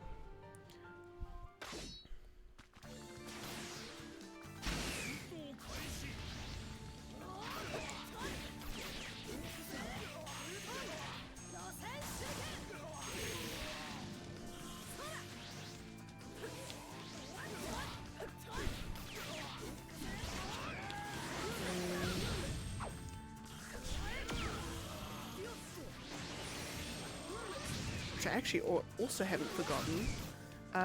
After Crisis Core, when I do finish that, will be, I've got to do Mystical Ninja, which I really, really, really hope doesn't look too bad on the thing, because when I put it up on the, then again I was putting it up on like a 4K TV, with a 1080p, was it a 7, no yeah, it was 1080p,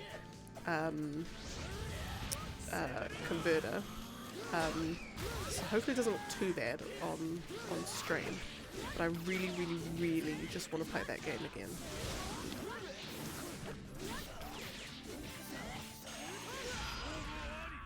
I bought all the gears for it, spent $400 on being able to play that game, so I just pray to the Lord it all works fine, because I just want to show you all that game.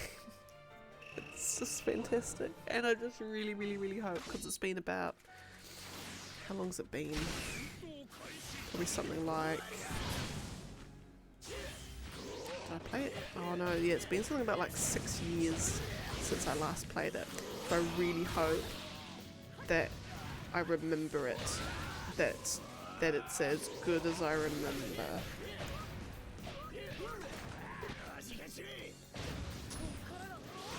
But then kind of like how every time I watch Wayne's World, I get a there's one more joke that I now get, or now understand, like a particular joke or why they did a particular thing.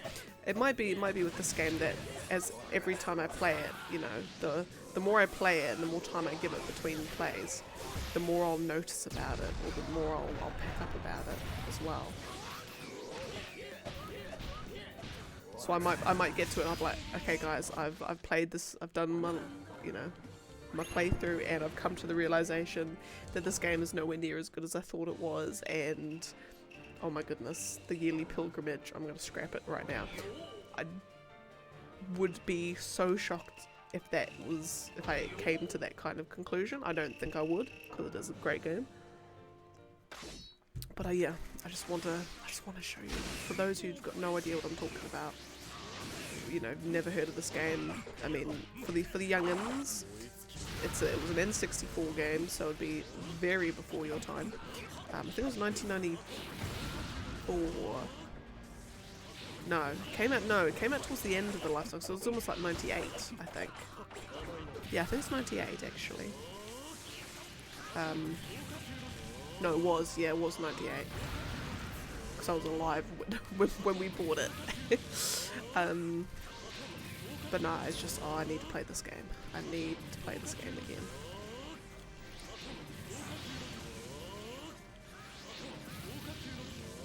Choji, stop bouncing around. There we go.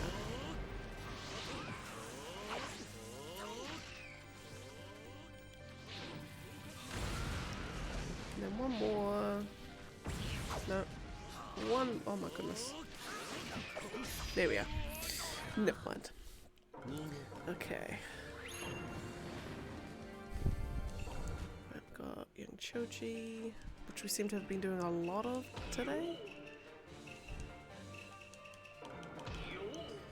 I'm just gonna scroll down. So I've got more fights on my list.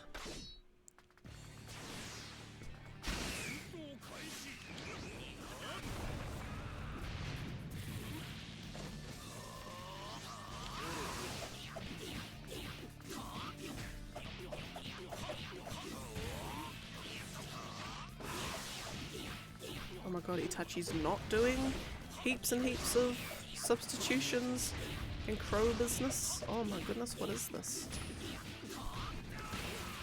What's going on? Young Choji fight finishing in like less than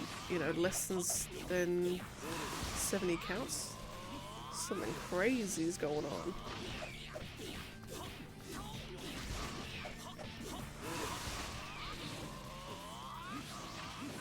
Oh my goodness. That's like the fastest fight I've ever done with that character. Goodness. Okay, now I've got Sasuke Taka. Yeah, we're doing a fireball, lovely jubbly, and Fu.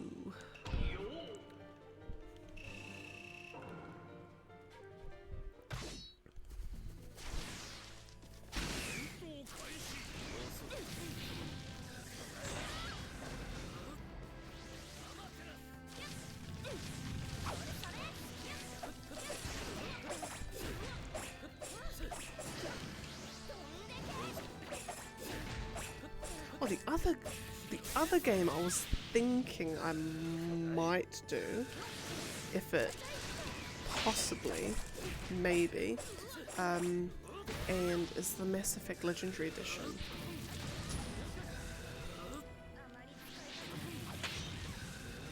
Oh my goodness, 15 minutes. Oh my god. Like, was it one of those things where they didn't even get the order? Oh my goodness. Oh my god, ow. What kind of food was it?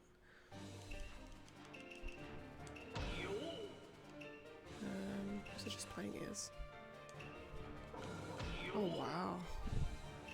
Pizza.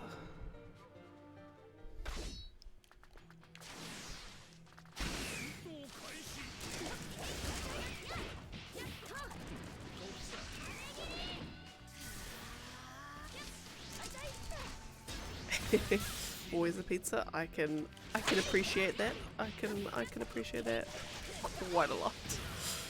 Pizza always never fails with me.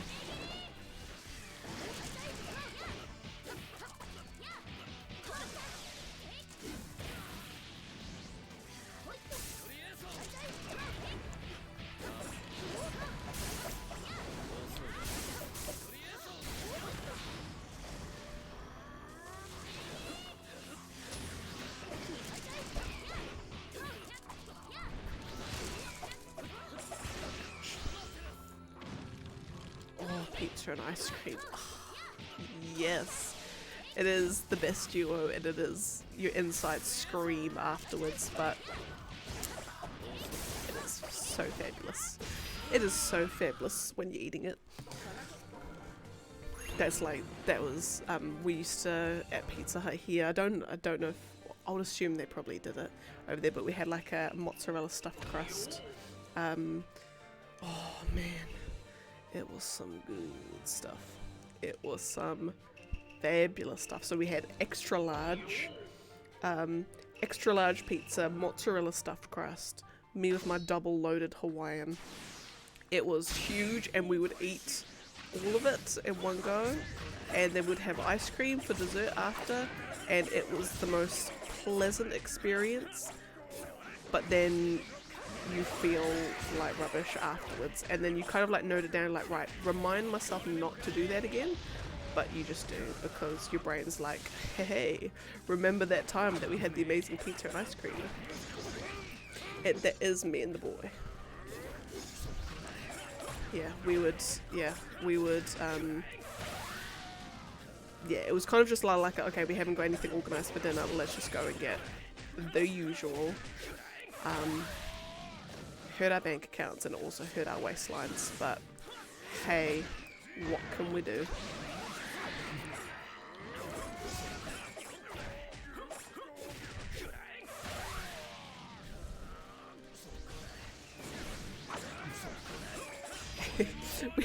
we had a lot when it came to food. We had a lot of stuff like that. Like when we first started dating, like we'd hang out at the beach. We had a particular car park and a particular spot in the car park that we'd always go to, so we'd always roll up there with a tub of ice cream, Macca's or BK, or just, we were eating so rubbishly. Oh my goodness, we could never do it again.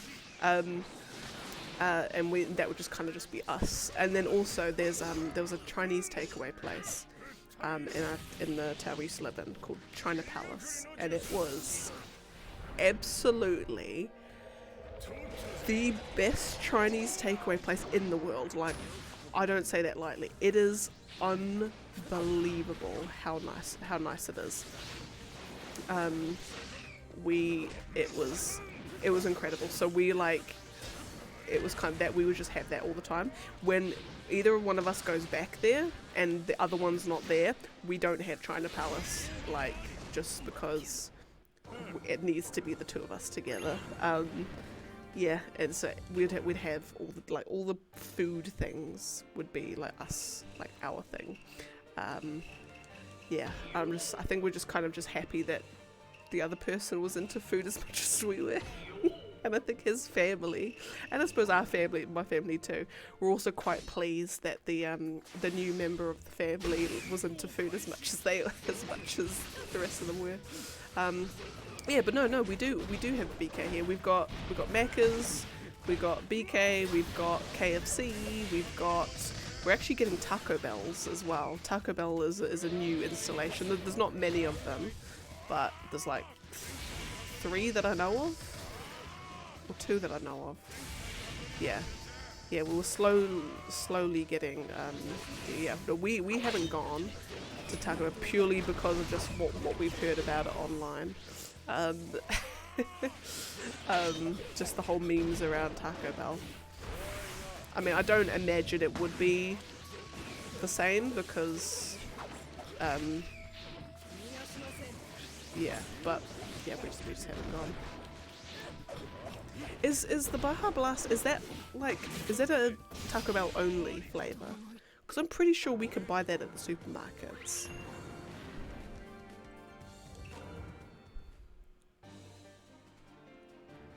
We do have the fast food Wendy's. Yeah, it's not everywhere, but definitely in the big cities, like the Aucklands and the Wellingtons and the Christchurches, we got the fast food Wendy's. We also had like the Wendy's Super Sundays, but I don't know if that's a New Zealand thing or not. Yeah. No, we don't have Frosties. The Wendy's is purely the burgers and then the soft drinks, and that's it. We don't have Frosties.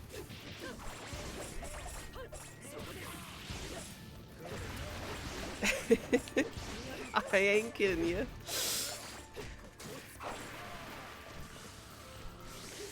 Because the first time I went, I'm like, hey, got a second, where's, like, oh yeah, I can go get the Frosties, and then, yeah. I know I need a Frosty. I know I do.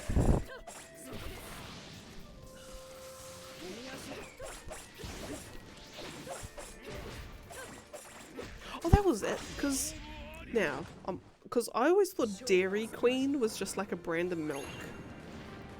But is Dairy Queen like kind of like a ice cream smoothie sundae shop? Or is it like a whatchamacallit? Yeah, like is it one of those? Or is it its own thing?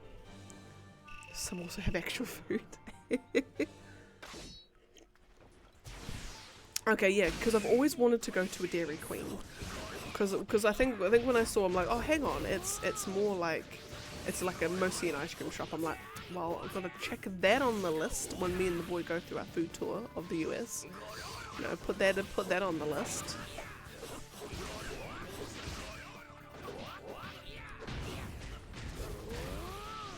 But I'm just thinking, like, it's actually a good thing that we don't live in the States, because we would spend all of our money and all of the spare space in our stomachs on the stuff like the Dairy Queens and the Wendy's and what was it? Is it Five Guys? So Five Guys is like one of the burger places, isn't it? Because we were watching a thing.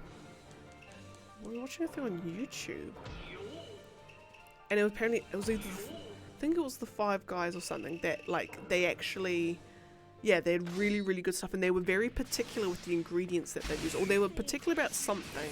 There was the way that they sort of operated that was, like, yeah, they were like, it was actually really good. Yeah, I think it was the Five Guys.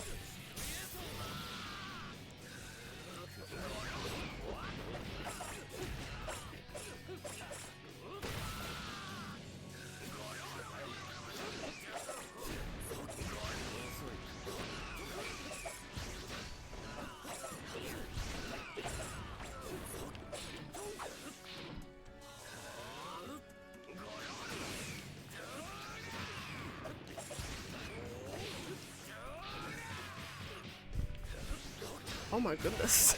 I can't even with the half the back. Oh my goodness. Yeah, when you get kitty, like, you know, Happy Meals at Macca's or anything here, it's definitely a kid's portion.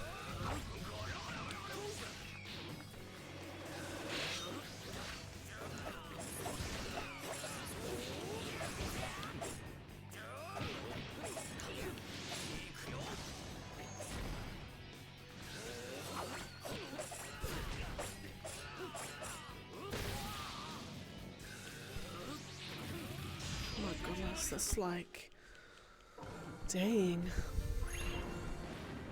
Yeah, I'd say New Zealand, it's definitely a bit more reasonable with stuff. Like in Oh wow. Oh my goodness. That's amazing. Yeah, no, I'm definitely going there.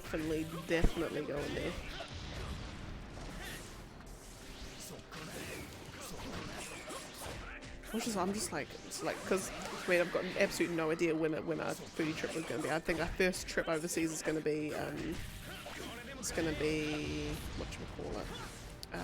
to England and Norway. But I do want to do the US trip not long soon after. I'm just excited. I'm just excited. It's gonna be great.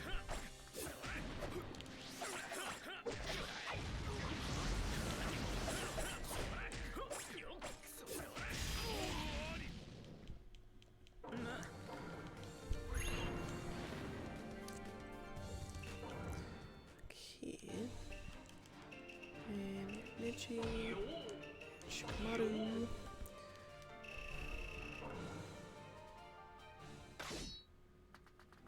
Just thinking.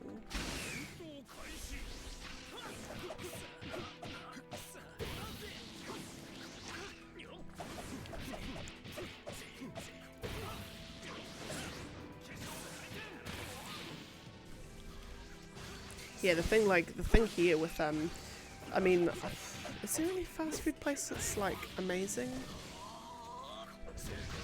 Can't think of a chain store that's like, oh my god, that's like the best thing ever.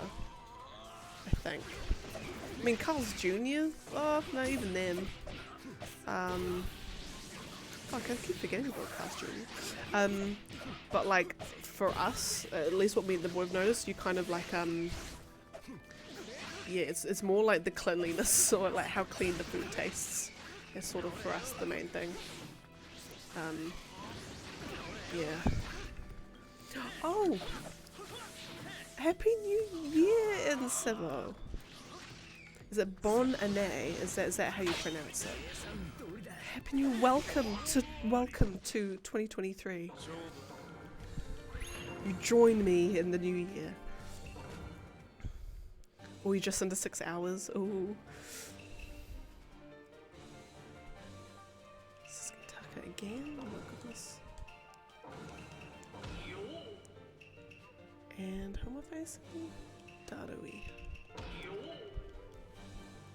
What do we say? Oh my goodness. I don't actually know what Happy New Year Māori is.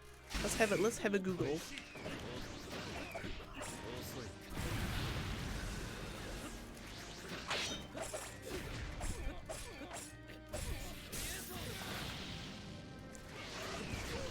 Yeah, I think I've got a feeling that like because everyone was just so over 2022 by the time it ended and just all of the stuff happened, I think kind of because everyone collectively just wants 2023 to be better, it will be.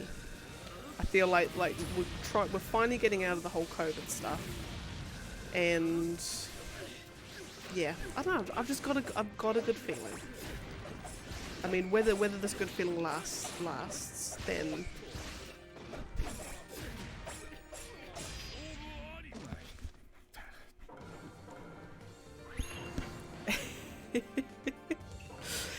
If I ever do get it, if I have the chance to get a Frosty, don't you worry, I will film my reaction, even if it's just like streaming from a mobile phone or something. I won't disappoint you.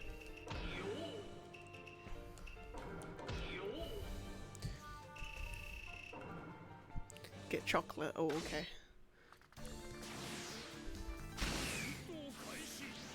Oh, that's right. Yeah, that's of course.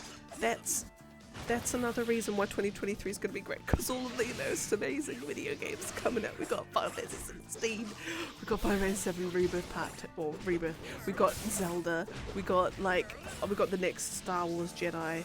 We've just got games. There's just so many of them, and they're all so good, and it's just going to be amazing, and I love it. I'm so excited.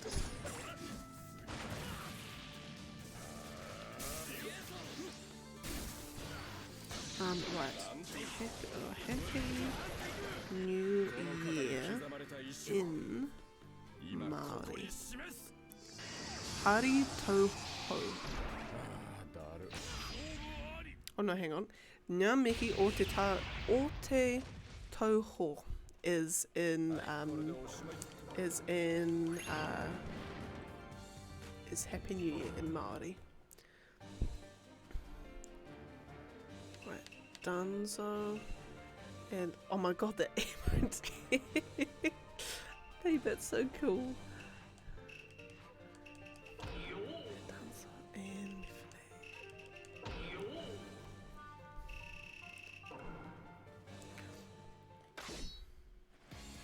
I wish I need to get myself some animated ones.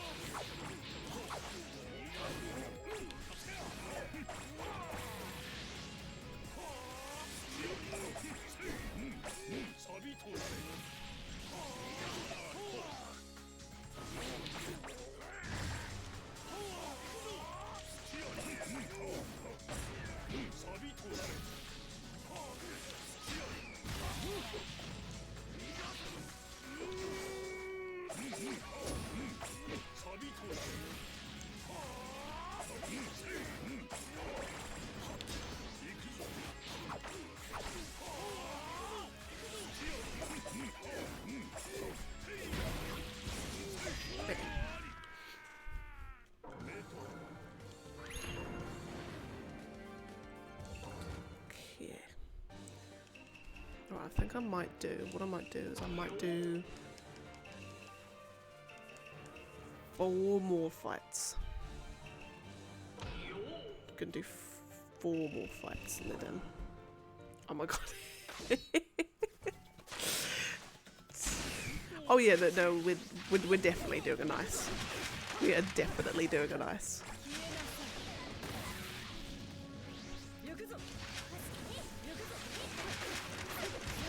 It's just a shame we're not going to get to day 420.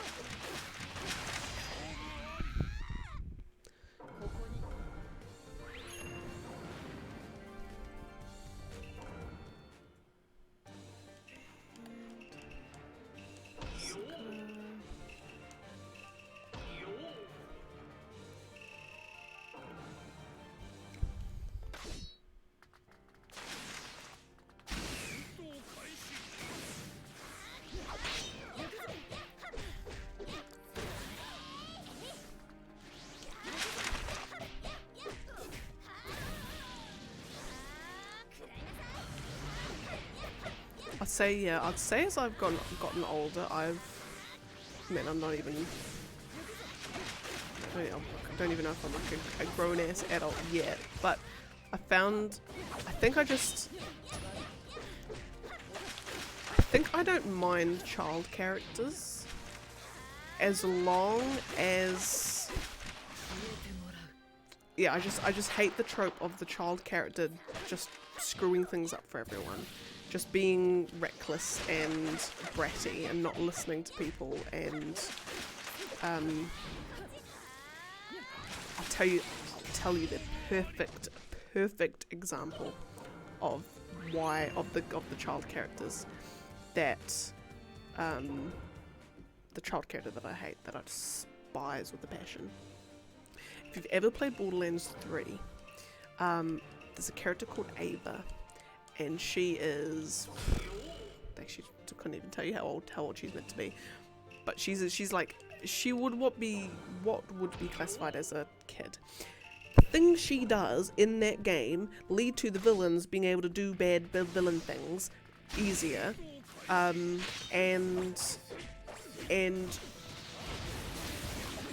the consequences of her actions, I just thought, no. And she is basically given the keys to the Bloody Kingdom for little to no reason whatsoever. And I just found her grating and annoying, and I just could not stand it. It's kind of like, you know, how like Aragorn in Lord of the Rings is just a complete and utter badass, just 100% of the time competent, just my favourite type of character. It's like, imagine if a little kid was in the Fellowship, and like the little kid just like, you know, he's just, oh, we're in the Mines of Moria, let's just throw rocks everywhere, woo, you know, and then Aragorn has to like suddenly single-handedly fend off all of these orcs to help the others escape, and then he gets all like his arm cut off. It'd be kind of like that, because the kid was just being stupid. Aragorn, the confident, competent badass, has to suffer for it. I think that's it. I think that's it.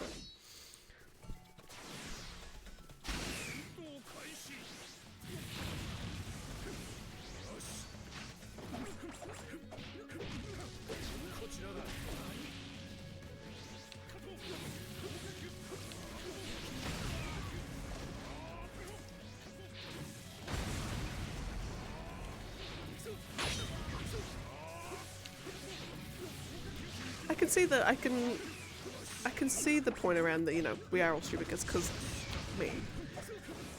mark me in the stupidest kids category. I don't know, I think it's just like, I suppose in a way I can definitely see where you're coming from in terms of, you know, put yourself in the shoes. You kind of have to give them some slack. I can see that. I know, just something inside of me just can't reconcile.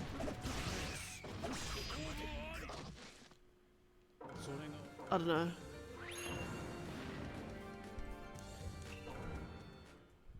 Yes, something inside of me just can't do it. I'm just thinking.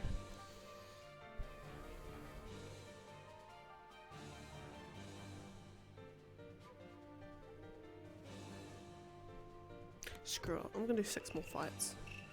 I'm just gonna get to the end of my list. Hashirama and Hidan.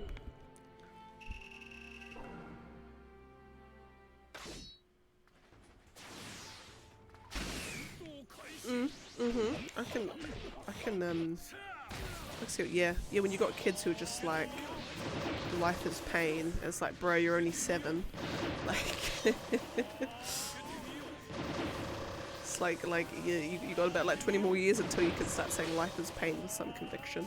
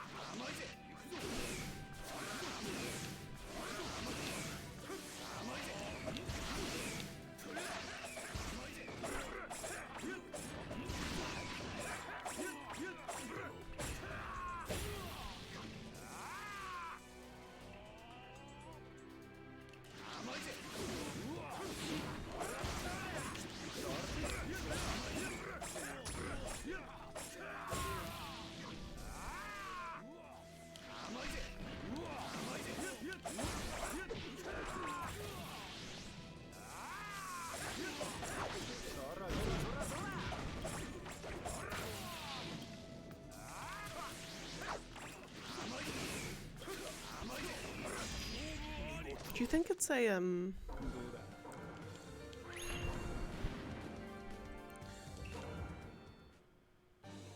Oh, it's good. It's good seeing not like good seeing Pokemon games get dark, but I've always heard something. Oh, what was it? People saying that like Pokemon games, Game Freak at some point has to realize that the their target demographic, which is like 10-year-olds, is actually like that's not the people who are playing Pokemon. Like it's like 20 plus. It's like 20 plus that are playing.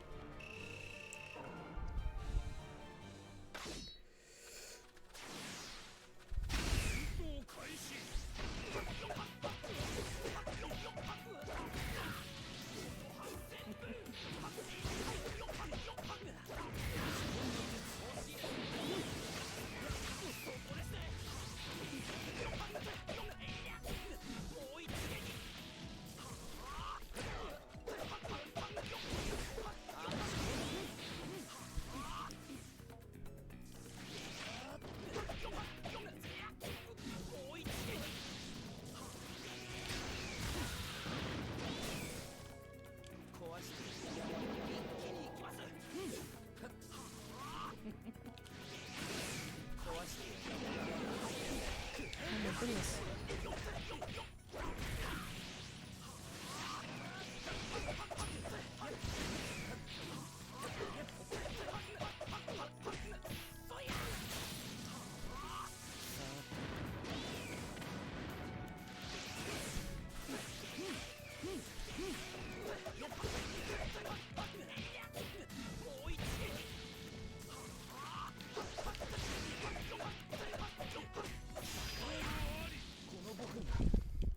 They do actually, don't they?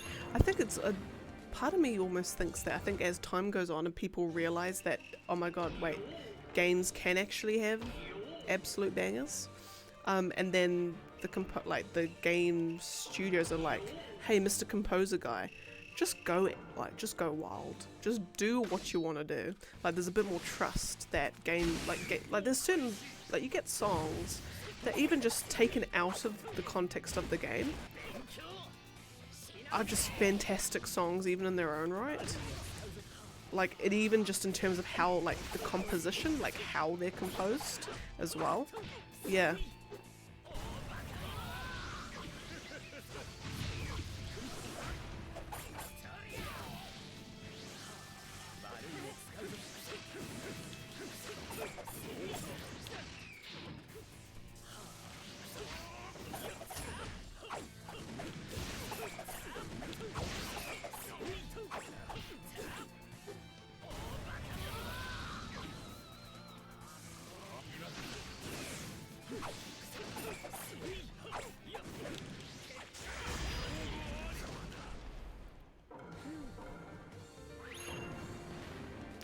That's right, I haven't. Oh, okay, hang on.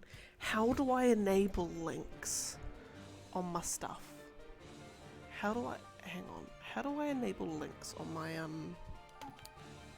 my chat thingamabobs?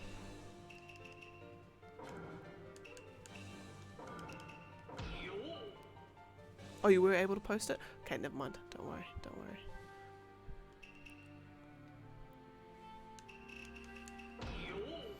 I just get the dots, so I don't know if I was able to post it, if you're able to post it or not.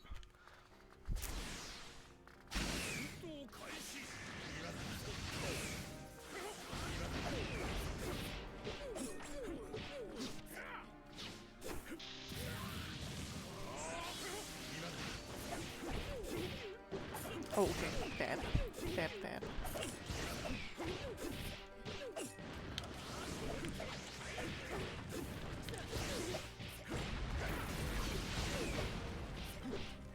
Which actually reminds me,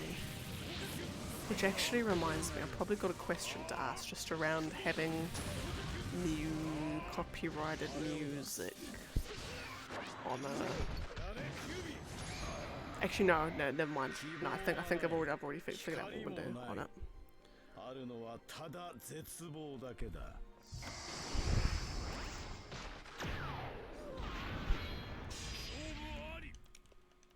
Okay.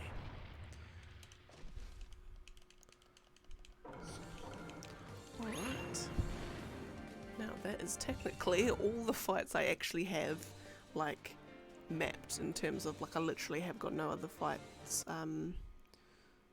planned. 904. There we are. Lovely jubbly. Right. I think we're gonna have to call it a day for there today. Yeah, I've literally got no more, like, on my big spreadsheet, I haven't actually, like, got any fight mappings done besides the 96 I just had. So I'll have to call it a day there. Now I was thinking of not doing a stream tomorrow, but I think I might actually do one. And Tuesday. And then back to another one on Friday. So I think I might actually do that. But no, thank you. Of course, Bull and Ensevo, as always. It is lovely to have you here. And to everyone else who's watching, I hope y'all have a great time and a happy new year and just a great 2023 in general. Not much else to say other than that. I've got to go shopping to get some milk and bread because we're out of milk and bread. So I can't have any more cups of tea, it's killing me. So yeah, I'll just gotta jump off quickly, do that, and then Bull, I'll message you later. I'll message you when we get back if you wanna try and help with the command goodness. But no, thank you so much. I'm glad that my first time with OBS has worked okay. And I'll probably make some adjustments for the next one, but beyond that, have a fabulous one, and I'll see y'all later.